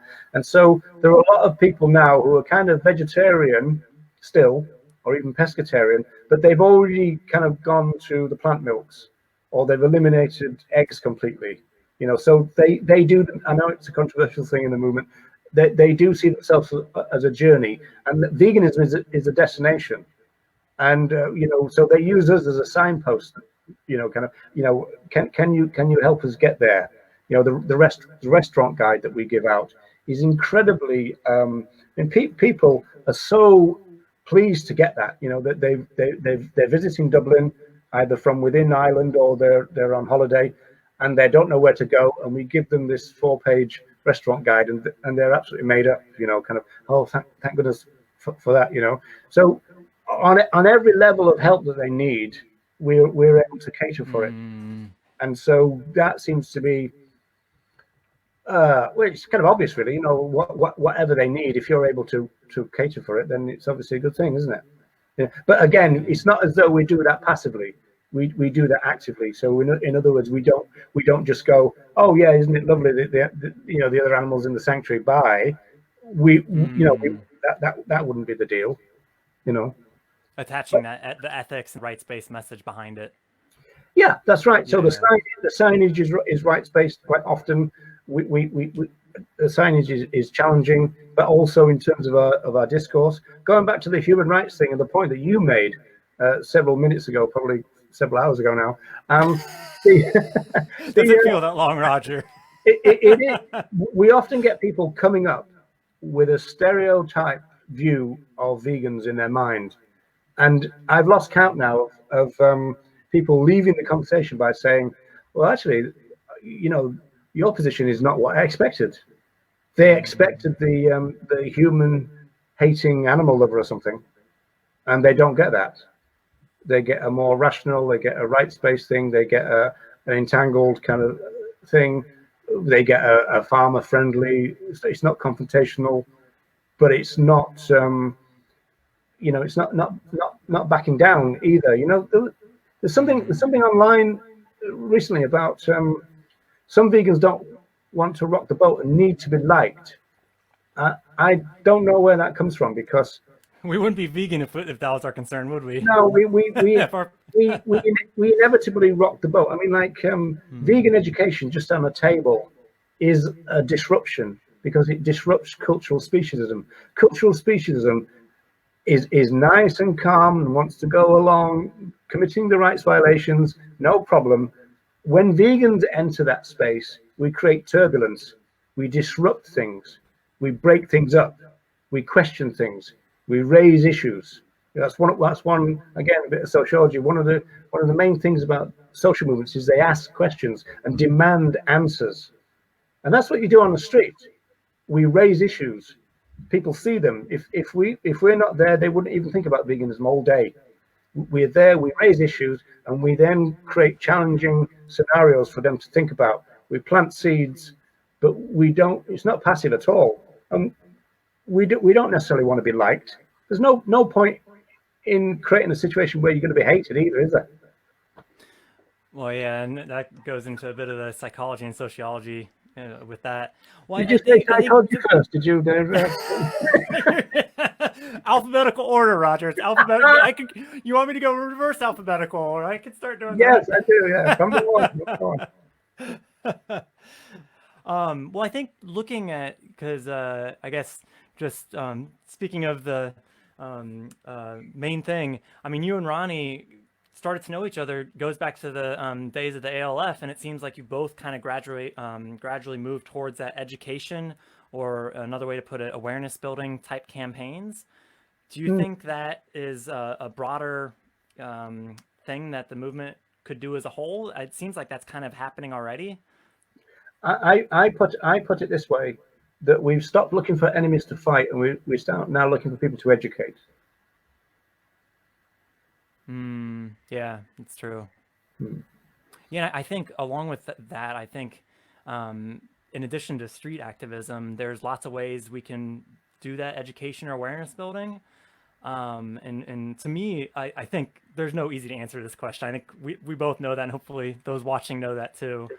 But to me, it's just about all of us and unlocking the power of the individual. So I'll just leave it there. You mean I do have some more thoughts. There's no easy answer to that question you're talking about, the one from Ronnie. No, that was just a cruel question, Ronnie. We're not campaigning against animal cruelty, though. We're campaigning against rights violations. Is that right? Subtle but important difference. Well, Ronnie does say animal liberation. He doesn't say animal rights. Oh, that's another That's maybe another maybe we topic. save that topic for the next live. Yeah. Well, I mean, to that point, the next live video is actually going to be the world's first virtual vegan pub quiz. We're going to do a pub quiz, folks. The plan is to do that next week. So that'll probably be a bit more lighthearted than this one. Although happy to chime in on some of those complex topics too. But yeah, if you want to get notified when that happens, if you give the Facebook page a quick like, you'll get a little bing. So Roger's been working on his singing. So if you've been watching the YouTube videos, you know how that one goes. I'm not sure if we can convince him into a live performance today, but might have to hold out for that one. But I really think it's just a matter of trying to answer questions like this, just looking what we can do as individuals, because I think it's natural to kind of feel a bit powerless in a world that's dominated by animal use. So really just, being fluid and being willing to explore different forms of activism. I know that's what I've done. And the reality is, I think if something doesn't resonate with us, it's going to be really hard to stay sustainable. I mean, Roger talked earlier about the revolving door of both vegans and vegan activists. It's going to be more likely to happen if we're doing stuff that doesn't click with us. So I think finding ways that we can really keep building awareness and doing those things, and other, all forms of activism. The one that resonates both with me, and I think it's a common passion for both Roger and I, is communication, but also more specifically language. I think for me, that's probably the biggest component of my advocacy. I feel like that's really improved it and taken it to the next level, because it's something we can all change, be day-to-day conversations or the signs we write on for demos, the messaging we use there, when we communicate with the media, anything, the communication and language around that is, in my opinion, pivotal to how the message is received. And just finding new ways to do that, because I think we're all capable of inspiring change. There's not just one person or one small group of people that's going to do this. It's going to take all of us. Yes, sounds good. You're on board, Roger. Yes, yeah, and I appreciate the tone too, because I think we should finish in this kind of serious vein, and I kind of concur with that. So that's the way I would go. So, give me that thing, give me that, give me that, give me that thing, give me that, give me that, give me that thing. I'm done. There you have it. So that Roger's singing performance, if you stuck with us, you will be rewarded. Just remember that. That's got to become our song. We'll work on that. So yeah, please stay in touch. If you fire us questions, we'll do our best to answer it in the next live. And we're looking to hear from you, because this is a new thing. So looking to see how we can all evolve this together. Did you have any closing thoughts, Roger? Yeah, if this inspires more questions, if you either watch it back when it appears on YouTube or as a Facebook recording, I think it's going to come. If all this raises questions, then do fire them into us, and then we can use them for the next time as well. And keep the conversation rolling, as it were. Sounds great. With that, thank you everyone for joining. This is about all of us, so let's. Roger does his best to distract me right when I get on those pivotal moments. And he's usually successful. Be serious. But yeah, let's keep moving the needle and keep building the respect for all animals. Keep moving the needle. What are you on about? Don't want to talk about needles. All right, let's see if I can get this video going.